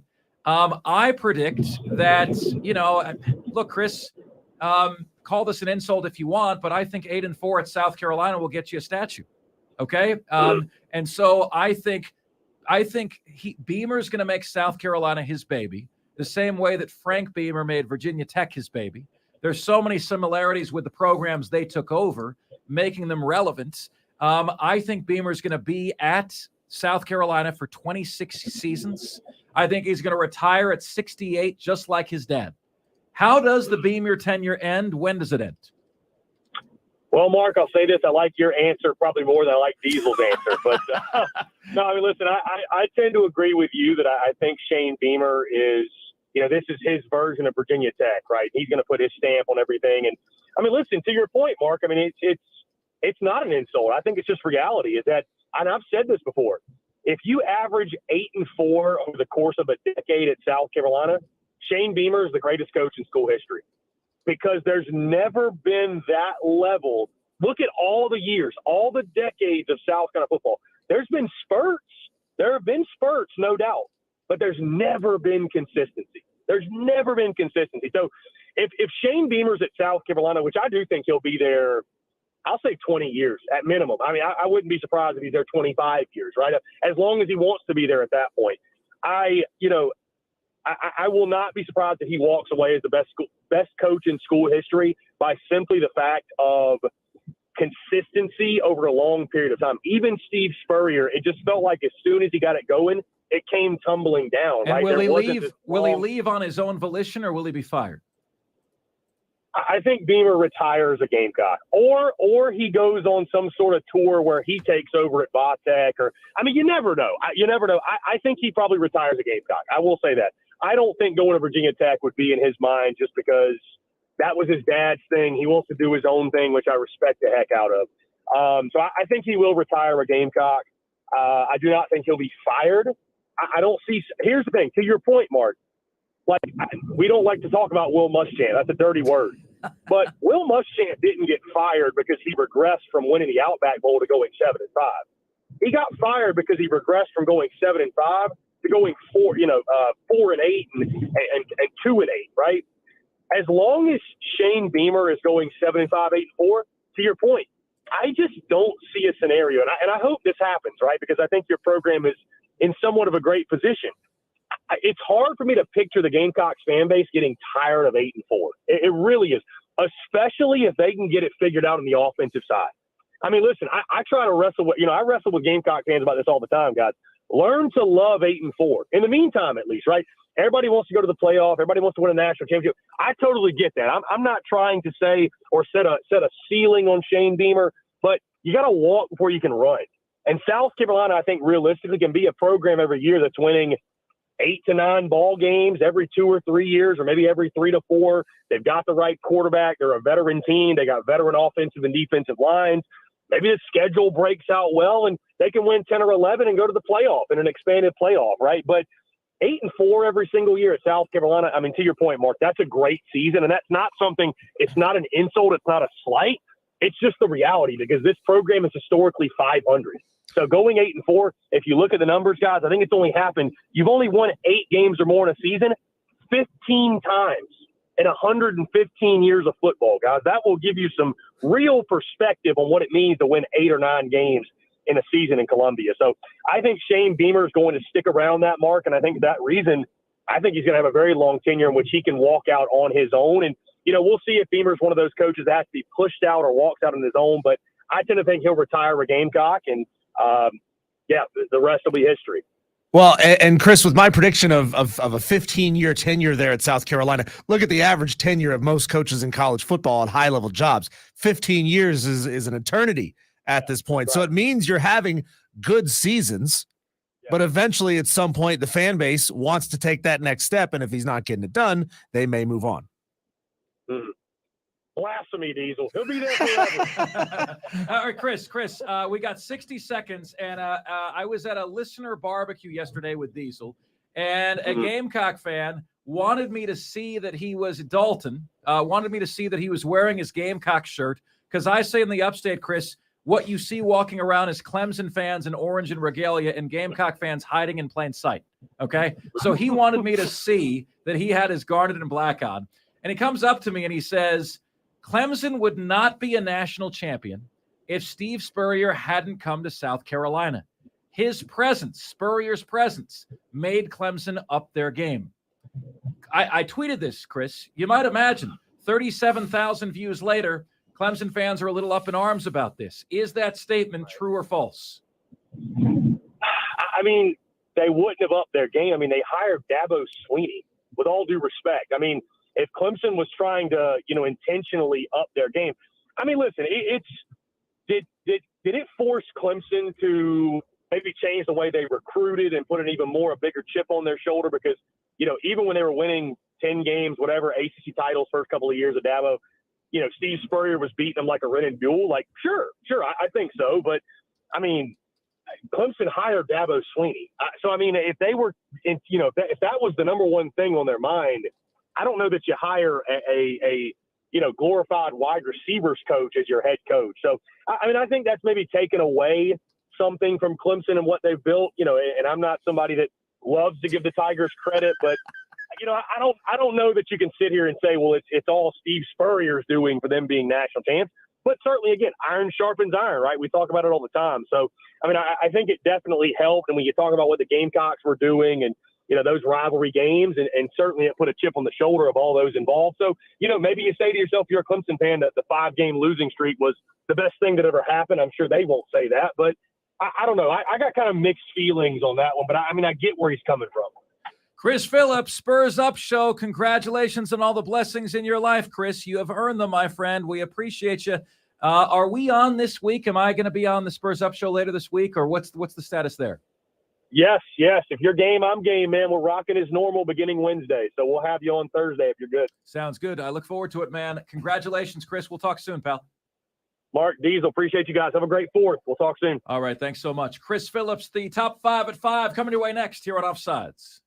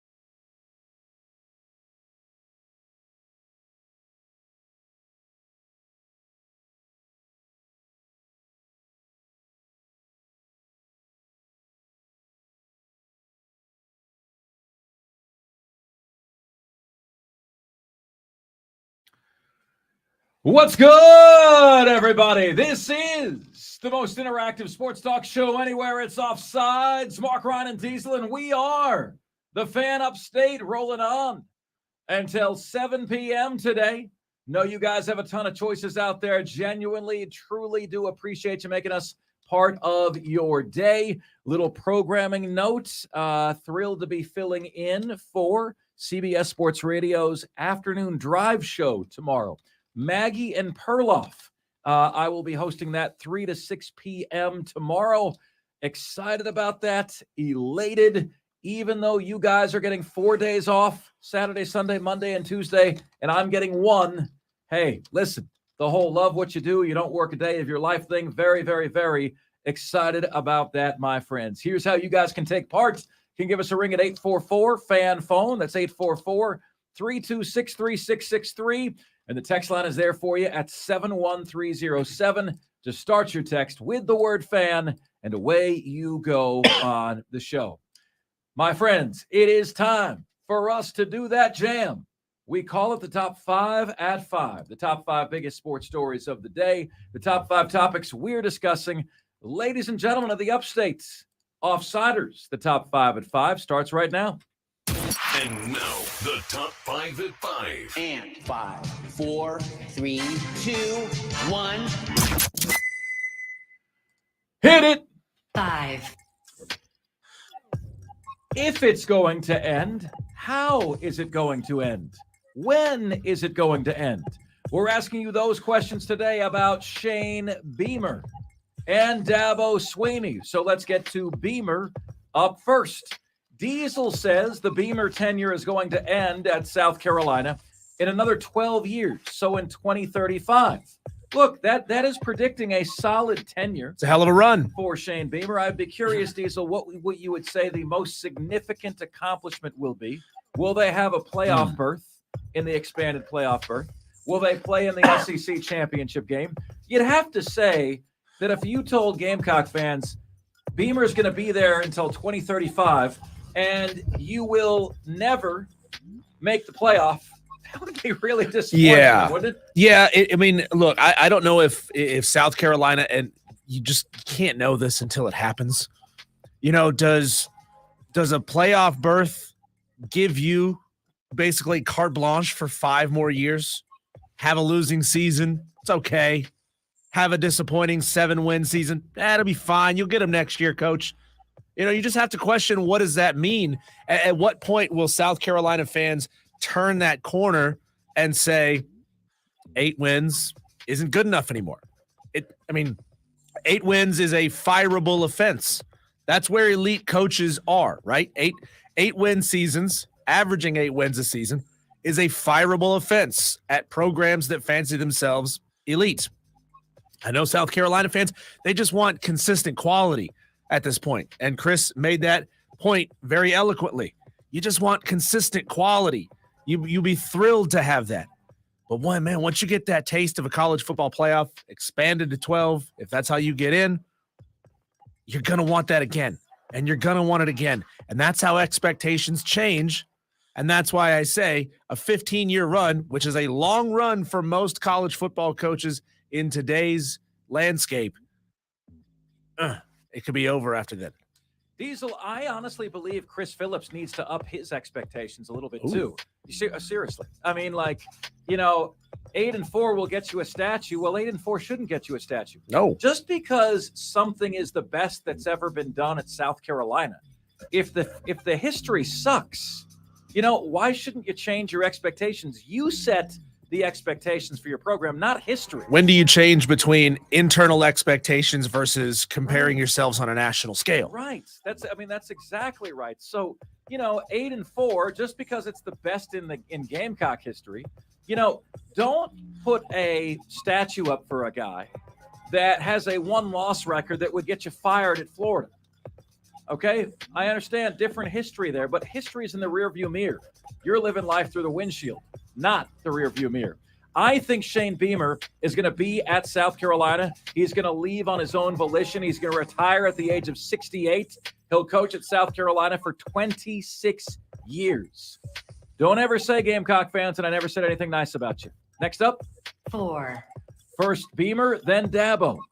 How does it end? When will it end for Dabo at Clemson?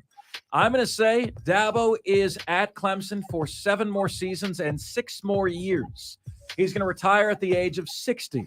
Why earlier than Beamer? I'm projecting 68. I think my hunch is now as time goes on, Dabo's a little less likely to take an NFL gig. I think the NFL realizes that he's not a great fit for them. I think Dabo realizes that he's not a great fit for the NFL. And I think he's a little bit disillusioned with what's going on with college football right now. I think recruiting is becoming exhausting. I don't even think the whole payment of players thing is the thing that bothers him the most. In an era of, to one of the most loyal guys in college football, I imagine that what bothers Dabo the most, Diesel, okay, the thing that annoys him the most, given his level of loyalty, is that he's got to re-recruit his roster every year to convince kids not to enter the transfer portal. And he doesn't strike me as the ass-kissing kind of guy begging you to please not leave. Right. That's If not you want to Dabo. go. That's not who he is. That's not what he does. Ryan Day's already said it will take $15 million a year, $15 million a year to keep our roster in tow. Sure. And I can't see Dabo doing that. I can't see Dabo opening the coffers, opening the checks. So I'll put it to you and ask you, how does the Dabo era end? When does it end? Dabo's era as a coach, I wouldn't be shocked to see him hang it up at 60, maybe 65. What I would predict, though, is different from yours.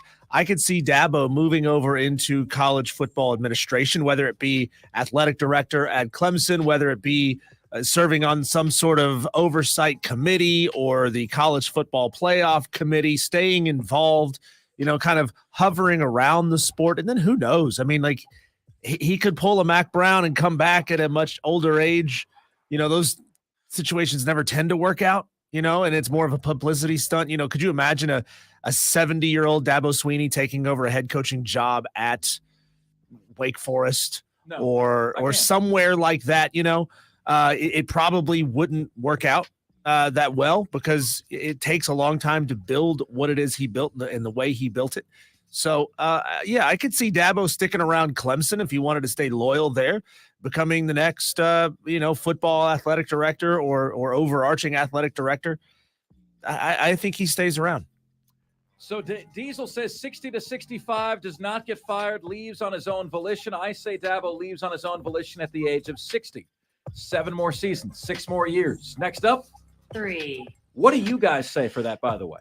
When does the Beamer era end? How does it end? When does the Dabo era end? How does it end? Number 3, Damian Lillard has requested a trade from the Portland Trailblazers. Freaking finally. It was so weird, man. Neither side here wanted to be the bad guy to the fans. Damian Lillard wanted the Blazers just to trade him.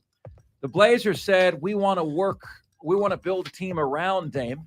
Neither team wanted the PR nightmare, right? Damian wants to be forever beloved by Trailblazers fans. Portland didn't want to lose ticket sales by jettisoning their most popular player ever. But it was time. He's 32 years of age. He's 32 years old. He's not getting any younger, right? His hops aren't getting any higher.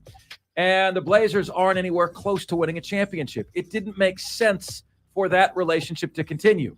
So I commend Damian Lillard for stepping out and being the bad guy and saying, it's time for me to move on. Sorry, Portland. I love you. It's time for me to move on. I think Miami has got to be the clear favorite to land him.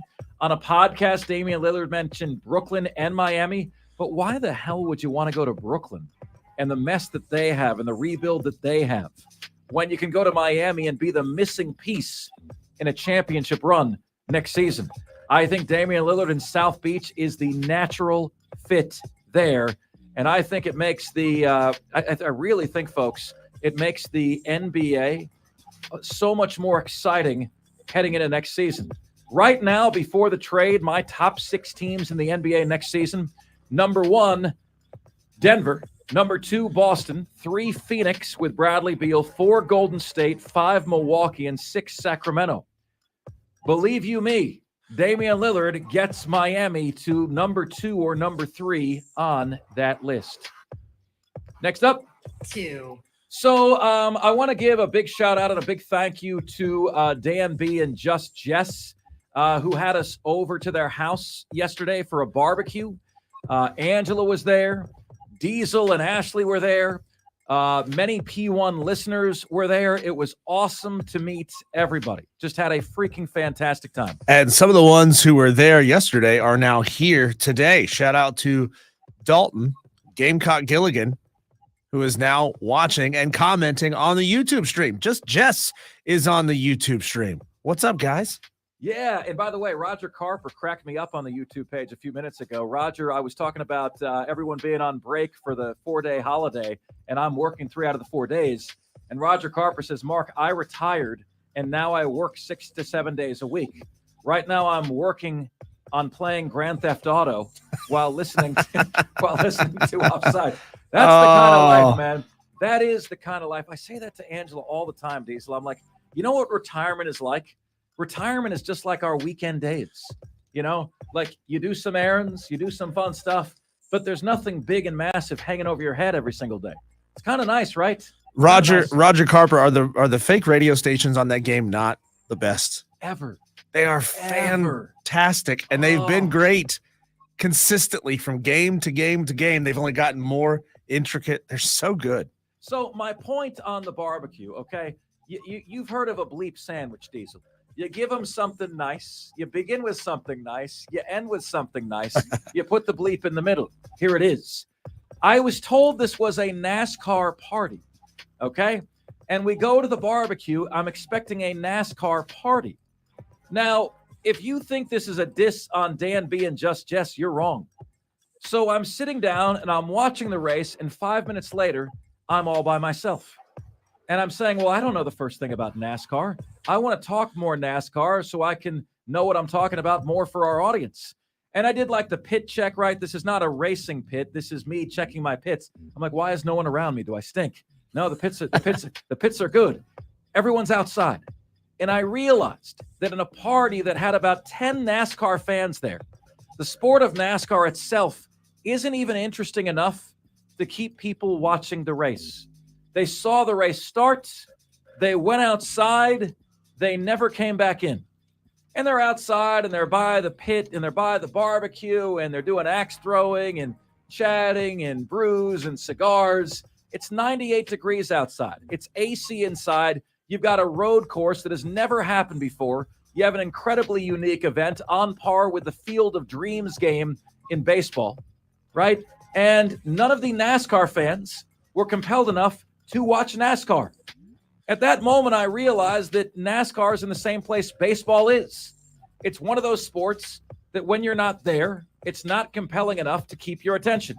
You put on the baseball game, and then you go clean out your sock drawer, and then you go mow the lawn, and then you go make dinner. Folks, that's a problem. NASCAR has a big, big problem. They would be wise, and I saw it. I witnessed it. Don't tell me Dalton, Madcraft, Dan B, Just Jess. Who else was there, Diesel? Dalton, Madcraft, JD Wyatt. Don't tell me you guys are massive NASCAR fans. The race begins and you're outside. It doesn't work. And I witnessed this with my own eyes. It does not work. By the way, Shane Van Cheeseburger won the Chicago event. Joey Logano highlights, the actual name is Shane Van Gisbergen, wins in his NASCAR debut. Joey Logano had some fun with his name. Whatever his name is, SVG? Van Burger, I don't know, hamburger.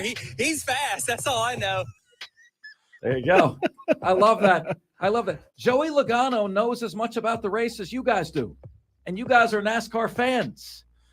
Did any of you actually watch the entire race from beginning to end?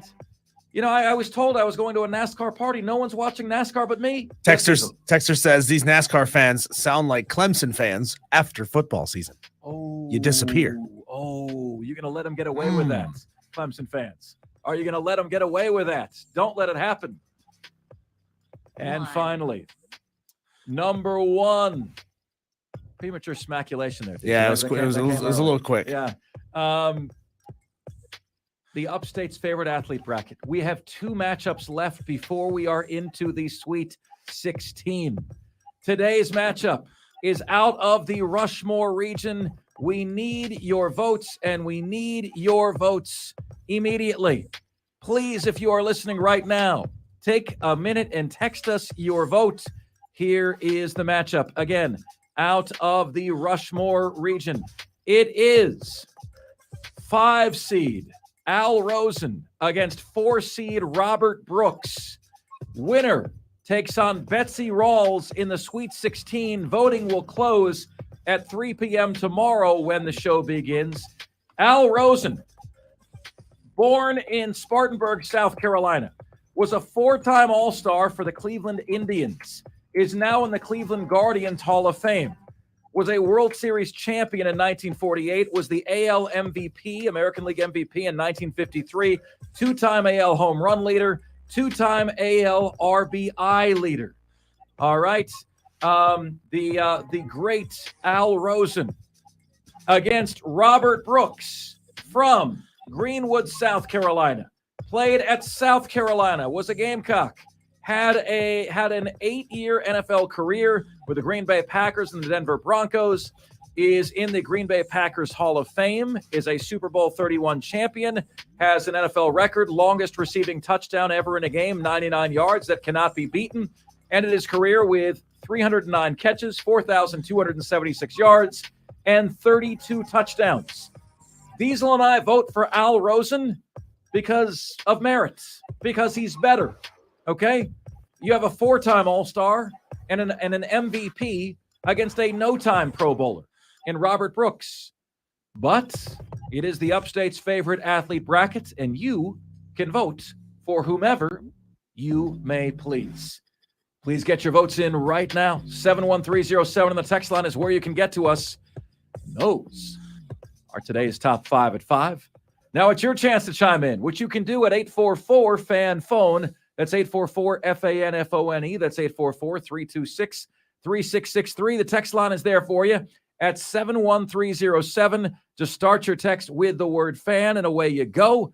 You can get to us on Facebook at The Fan Upstate. Please like us there. You can get to us on Twitter at The Fan Upstate. Please follow us there. And you can get to us, as many of you are doing increasingly so, on our YouTube page, The Fan Upstate on YouTube. When you go, please hit that little red subscribe button. We would love to have you guys on board. All right, coming up next on the show. There was a comment made to me yesterday by a Gamecock fan that has incensed Clemson fans. And I'll tell you, I'll give you the 411 on what that was. I need you to tell me if this statement is true or false, and it's coming your way next, right here on the most interactive sports radio show anywhere. It's Offsides, Mark Ryan, and Diesel, and we are the Fan Upstate.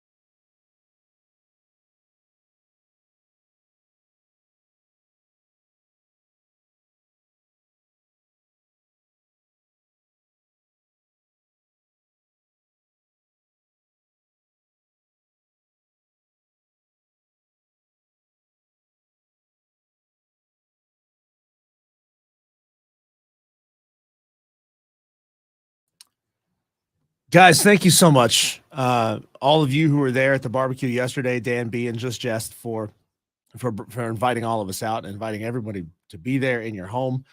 We appreciate that so much. And watching this thing, we got 10 people in here streaming at the end of the show. You know, we used to be excited to get 4 or 5. Now we're at 10. Pretty soon it's going to be 15, 25, 50. Like that's where we're headed with this. Okay. And we can't do it without your core group that started this whole thing. So we thank you so much. Guys, thank you so much for yesterday. Am I still invited, by the way? Am I still invited back after these NASCAR comments in the last segment? Diesel and I had a blast. We've been talking about it all day. We've got this glow from being over there. It was so much fun, guys. So thank you so much. We look forward to the next get together. You guys set it up, and we'll do our best to be there, man. That was an absolute blast. Thank you so much for having us. And to everyone in the chat room right now, thank you so much. Guys, Diesel and I were just kind of daydreaming, fantasizing a little bit. Look, I know, family show. But we're consistently getting like a live stream that has 10 people in it every single time, which is great. Imagine if we could grow this thing to where it has 100 people in it. A live stream with 100 people in it. Imagine what the live show would be. Can you guys do us a solid and spread the word on the show? Get more people in here. Help more people become Offsiders. Get more people to subscribe for us. We don't have an advertising budget here. It's all grassroots, man. We got to do it all ourselves. We'd love to have you guys help us spread the word. And thank you so much. JD Wyatt, Madcraft, Gilligan's Island, Dalton, Dan B, Just Jess. It was great to see you guys yesterday. We'll see you.